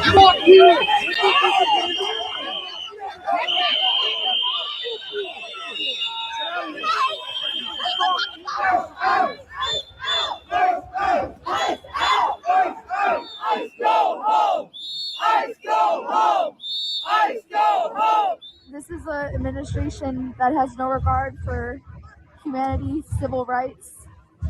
This is us assembling. This is us protesting. Ice out! Ice out! Ice out! Ice out! Ice. Bro, what is it about Minneapolis that's like George Floyd? Is that not where the Somalian stuff is going on too? What's going on? Yes. It is a hub for liberal bullshit. What is going on over there, man? Tim Walsh is like the coolest substitute teacher anyone's ever had. He's like, you guys do your homework if you want to. Well, he's cool. He's letting Somalis do whatever the fuck they want, right? So, why is that? Honestly, I sometimes wonder, would it be better if we just shot a super laser into them and destroyed Minneapolis? You know how many political problems we would dodge if we just destroyed Minneapolis? Or like, you know what? You know what a rod from God is? No. The rods from God is a theoretical weapon, right? Oh, and so we're G.I. Joe, where they drop the thing into the where they drop a fucking tungsten rod into the atmosphere. And so what it does is it creates an explosion as big as a nuclear explosion, but there's no radiation. Right. And so what it is they drop it right into a city. And now because of all the treaties we have, we're not allowed to. No one is legally allowed to weaponize space. Right. So we can't do that. But however, I hope we secretly build this shit. We just fucking drop one rod on these fuckers. One rod. And Minneapolis would be gone and the rest of our problems would all be gone. Well, that's a bit drastic. It's like cutting your toe off to get rid of a corn. I'm just saying, Republicans and Democrats would be hugging each other in the streets. We'd all be getting high together. We'd smoke weed. We'd be drinking that wine. We'd have a good time. We're like, yo, let's watch a Sabrina Carpenter concert. Good, But it's this fucking city, this useless fucking city that has all these fucking problems, all these social problems. They're like the worst of the border jumpers, right? The border hoppers, because they bring all their social right? So like they bring all the social problems. So like normally all the border jumpers are like, I'm gonna jump the border, but I'm gonna work a job and be cool. And there's always this one guy who's like, I'm gonna jump the border and I'm gonna beat my wife and I'm gonna molest my children and I'm gonna piss all over the streets and I'm gonna drink in public on a daily basis. And all the other guys are like, you're making this very uncool for us. That's Minneapolis. That's fucking Minneapolis right there. Oh, bro. We need to do something about this damn place. Drop the rod right in the middle, right there. Fucking right there, right in the middle of that crowd. Boom. Donald Trump, I call on you once again. Remove this force from Minnesota. They are sowing chaos and violence. We've seen deadly violence from federal agents again and again and again. Again and again and again. There has been 2 cases. One is clean, one is not. This is actually a pretty good win percentage.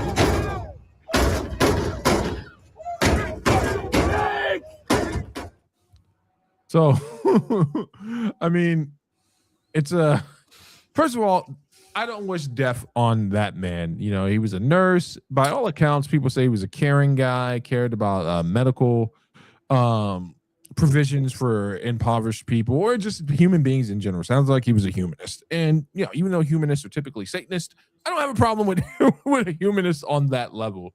Humanists. That word.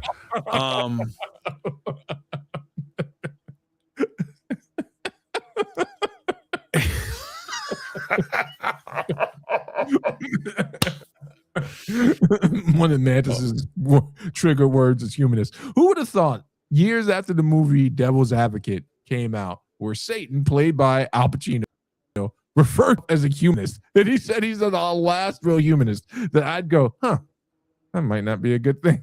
Years later.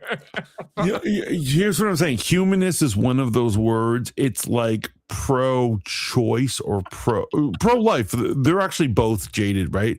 They're both like corrupted terms, right? So like someone's like, I'm pro-life. If you were an alien and you came down here and someone said I'm pro-life, they were like, that's lovely. We love that you are pro your life. And someone else goes, well, I'm pro-choice. And they go, that's amazing. We believe in democracy and people's right to choose. Right? So the terms are crazy. Like humanist, for the humans. Well, what do humanists believe? In the modern age, humanists believe in abortion and fucking all sorts of other fucked up shit, right? Yeah, humanists believe in what? Castrating children to serve an identity god. It's weird, right? But if you just hear the word, an alien would be like, oh, you're pro your own species. That's wonderful. We're here to annihilate you. I get what you're saying. Man. But Minnesota is going down, man. Like, I don't know how to resolve the ICE situation other than there is a job that needs to be done. The borders need to be enforced. Laws need to be enforced. But here I go again. Sorry, Lainey. Here I go again on my Christian pulpit, right? These things should be governed by a higher form of ethics, right? And when you don't have that higher form of ethics and if it falls on a form of secularism, which is then weaponized into a polarized two-party system, we get lost in the sauce of what the media is covering and what's being presented to us, which is that nothing makes sense anymore except for the hard facts, right? We want to be charitable and we want to be concerned about the safety and protection of people. If they absolutely 1,000% not be beaten in the streets, they should be removed from the country unless they're willing to go through the legal naturalization. We also want to deal with the issues which brought them here, but unfortunately a lot of the issues that bring people here are issues outside of our borders. So that means then we have to go into another place. Either you want America to be in a position to be the world police and say, wrong, you can't do that even in your own country, or you don't want them to. So right. Standard that needs to be followed here, my friend. I'll give you an example. I'll give you an example of like when people come to other places, they bring their problems with them, right? And so check this out. The story is going to start out, and I actually wrote a letter for this particular person to give him citizenship. I was pro him, and I am pro him, and I love him, and he's an amazing person. So I know somebody who needed help like that. Immigration. They discovered that he was an illegal and that his children were anchor babies. And after they discovered after his anchor babies, both of them turned 25, they said, you need to leave. Okay. And he asked me to write a letter, and I know him, and he's a good man, and so I will vouch for him. I will always vouch for him because he's a lovely man, and his story, his immigration story, is rough, right? But I want to give examples of what's going on here. So he was in the military in Mexico, and he fought against the cartels. Amen. And one day he came home, and he had a threatening letter on his door They said, we know who you are. We know you work for the military. We know you're in these campaigns against us. We're going to kill you if you can. We're going to kill you and your family if you continue. He didn't have a family. He was a young man at the time, but they were like, we're going to kill your mom. We're going to kill your, all this shit. And of course he was like, fuck this. And he fled to America. And I dig it. I understand why. I would have done the same thing. Fled to America. But one of the problems we have to realize is that, like, is it possible that he brought social problems with him? Not everyone is a war hero. Not everyone does stuff like this in the thing. But I'm saying every time somebody crosses the border, they're bringing their social problems with them. So a cartel is after you. Well, what if there's less dynamic ones like that? What about you can't maintain a job, right? And that's why you left your country. What about whatever they are, they could go on and on, right? Right. No, you know what I'm saying? I get what I'm saying. It's not nothing that people bring social problems with them. It's not nothing. You're talking about dealing with everything objectively and individually, right? As if there's an actual screening process that says, hey, send us your law-abiding citizens that want to contribute to the great country of America versus those that abuse the system itself. And someone who is cool, someone seems like a great guy and we love him, but when he says, oh, by the way, I have a cartel hunting me, that's someone we want in our streets. So, okay, here's the thing. I would, for the person that stared down evil, like the cartel, and decided that they were going to risk the biscuit to protect their country and protect the country from these evil forces, I would be apt to allow that person into America. Like I said, I wrote a letter from my life. I love the idea. I'm into it. Come here. This is what the dream is for. Does that mean that courtesy is extended to cartel members or gang members? Right. So, and here's where I'm really going to screw your head up. Right. Let's say you came over with your parents. Right. You all entered the country illegally.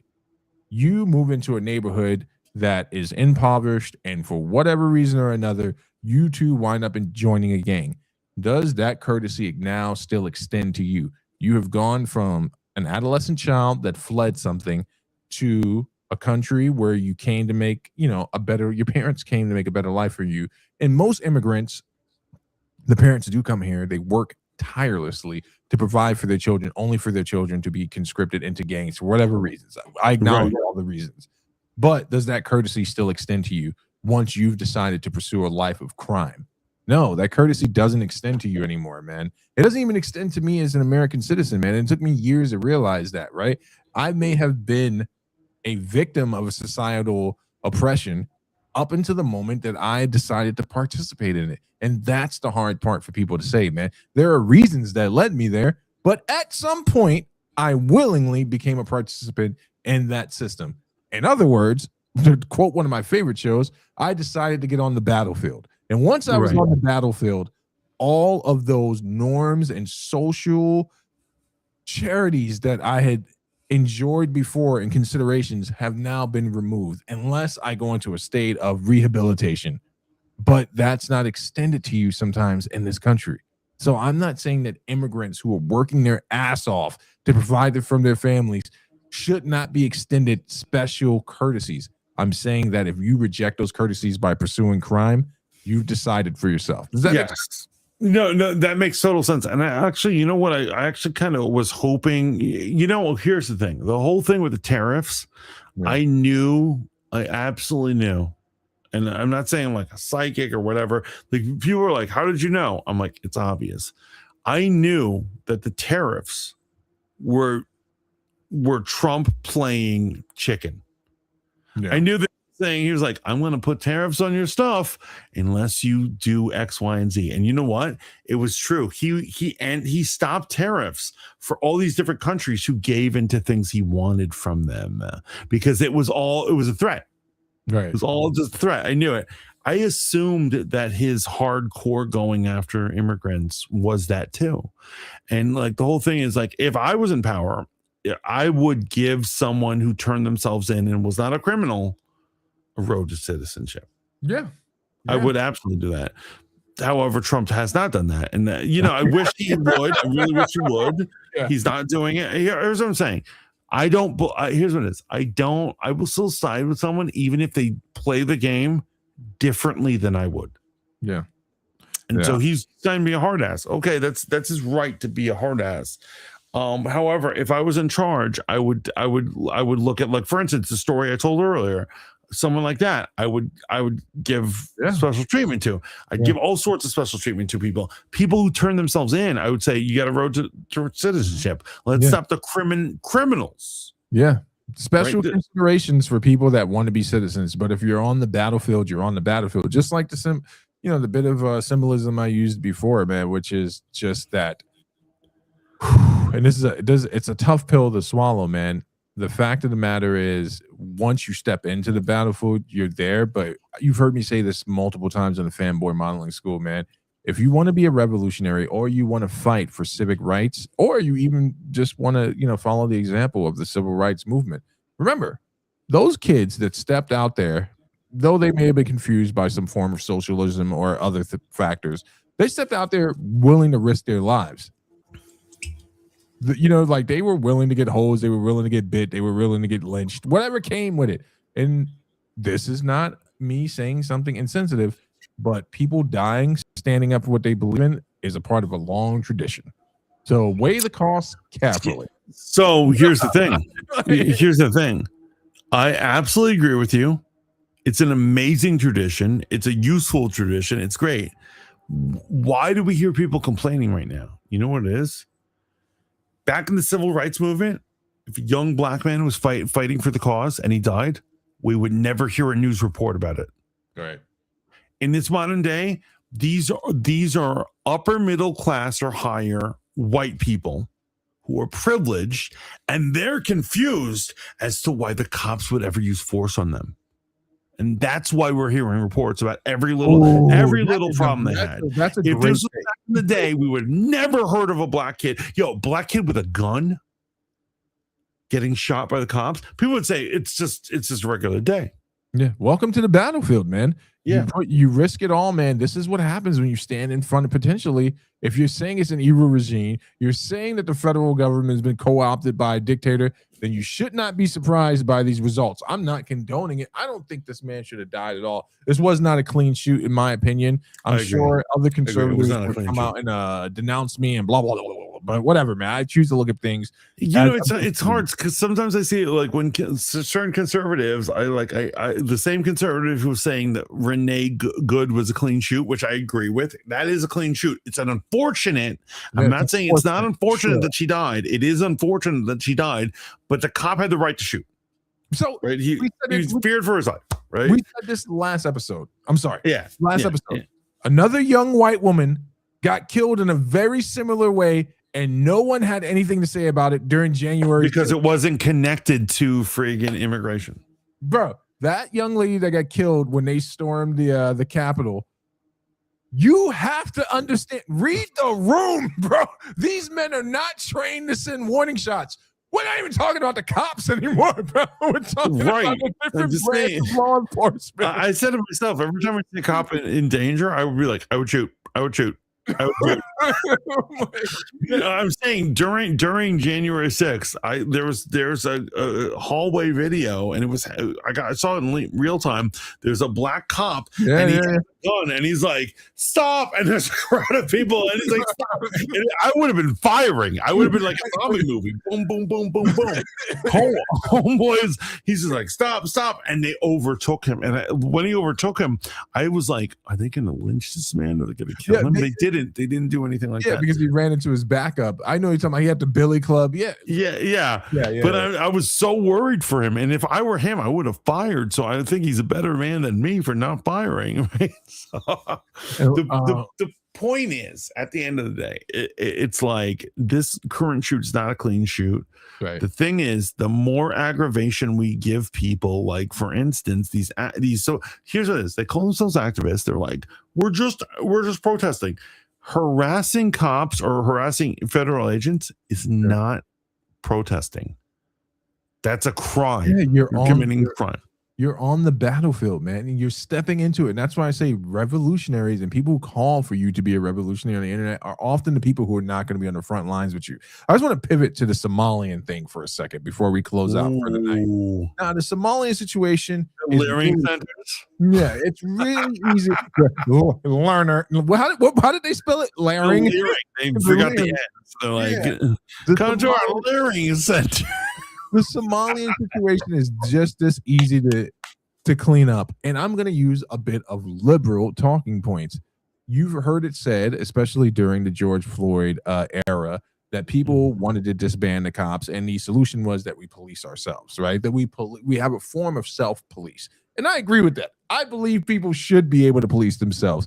You should operate within normal ethical lines and be able to police your community to do that. But you lack the necessary worldview to hold yourself to that standard. But let's just say you did have it, right? If I was a law-abiding Somalian who had been working in my community to find grants to fund a community center or community-based organization to help parents drop their kids off so they can go work and contribute to the country, I would be livid at the Laring Center and operations such as it. In fact, I would be livid. Because what you've effectively done is you've abused our ability and destroyed it now to be able to accomplish this goal of building our community up. Well right? said. Yeah. So you have no one to blame but the people in your community that abuse it. Now, hear what I didn't say. I didn't say all Somalians are guilty of this crime. You see how easy that was? I'm saying that the Somalians that are guilty of it have ruined it for everyone. They've ruined it. They ruined the ability for you to now write a grant and receive federal aid. And the next time a group of Somalians, they're like, we want funding for our local kids. They're not going to get it. No, Good they're work, not. guys. And if Excellent you work. believe in an established racist system, you've just given them the perfect move to say, hey, we're cutting all aid off to your community, right? You did that on your own. Lainey says, I'm a total fan of anarchy. Just saying. We all know it. We all know it, Lainey. Wait. Everyone says they're a fan of anarchy until it breaks into your house. Until anarchy is so some crackhead breaks into your house and you can't reach for your gun because he's too quick. And then you're like, well, where are the cops? There's no cops. It's anarchy. It's anarchy. There's no rules. The cops are out raping your neighbor. Because that's what anarchy brings. That's what anarchy is. Oh my goodness! But ultimately, I'm like done with all this activism. I have to say, this particular topic is causing the most amount of like issues. Like, I try to talk to someone who's a Democrat. They're super insensitive. They're like bugging. Yeah. They're bugging. They're like, Mantis, you believe in blah, blah, blah, blah, blah, blah, blah. And I'm like, yo, I just said hi. When you relax. You're president, blah, blah, blah, blah, blah, blah. And I'm like, yo, bro. I'm just trying to get milk. I'm just trying to go to the store and get some milk, this is the most hostile I've seen people, actually. Yeah.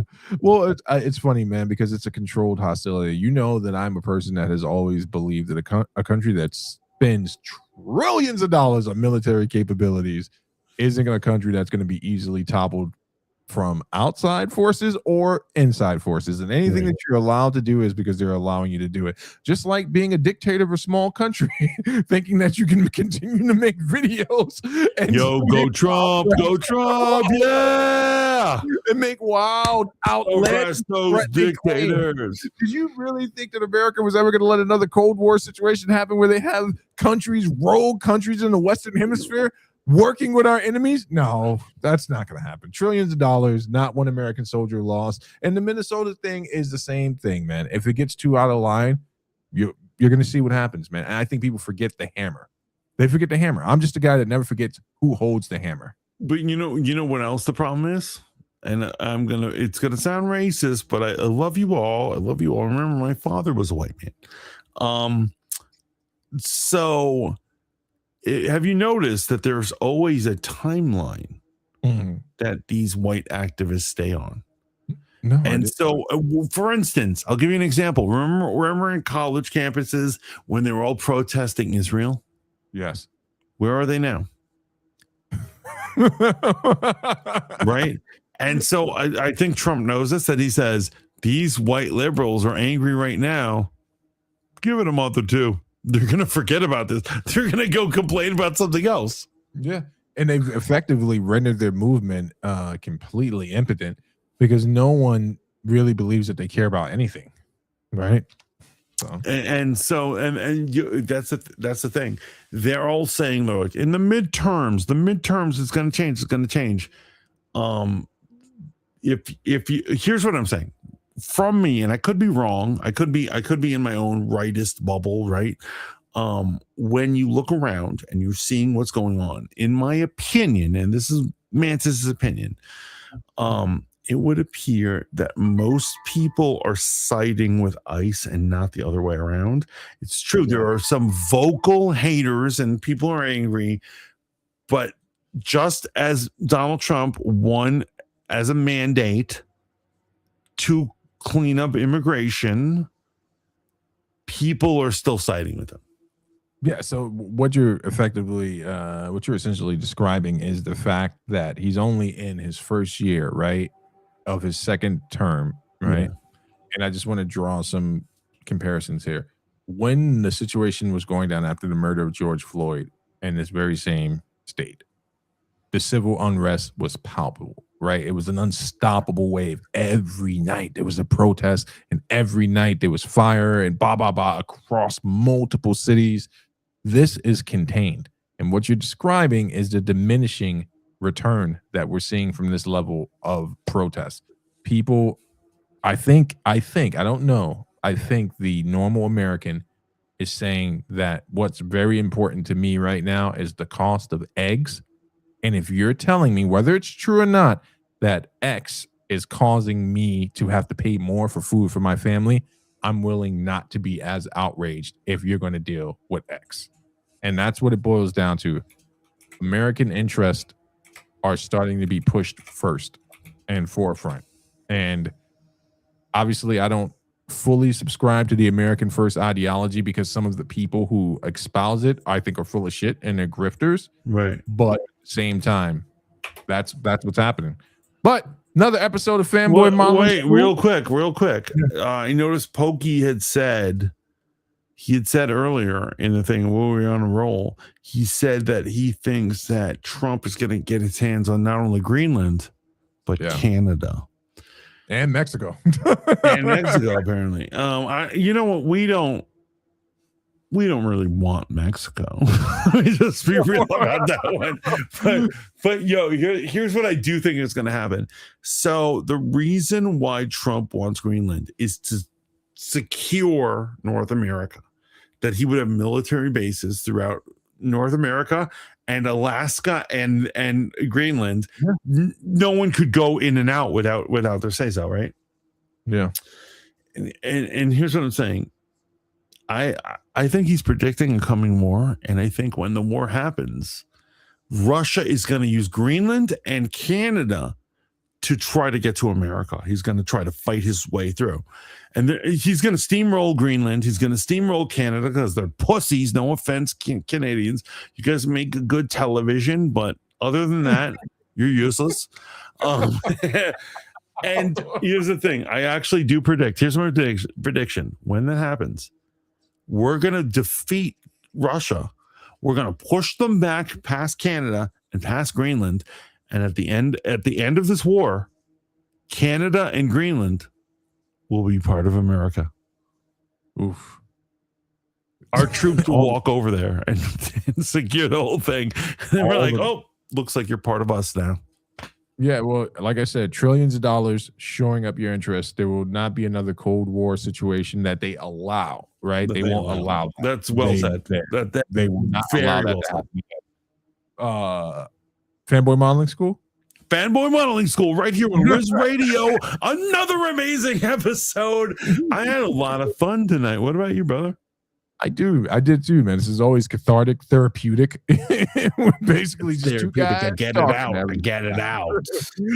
I want to shout out everyone that came through tonight. Laney, Rogue Radio, Pokey. Who else was here? Was Rico here earlier. D Love came through. D Love, Bex. Shout out. Thank you guys for coming through. Make sure you check out Mike Check every Tuesday night on RizRadio.com. Check out the Understanding in the Political Car Crash article that went live today over on RizRadio.com. Your boy Steve Ain't No Gimmicks. Yeah, that's right, guys. Yo, thank you so much. We are Fanboy Modeling School taking off right now. Mantis needs new glasses. I need glasses. I'm an old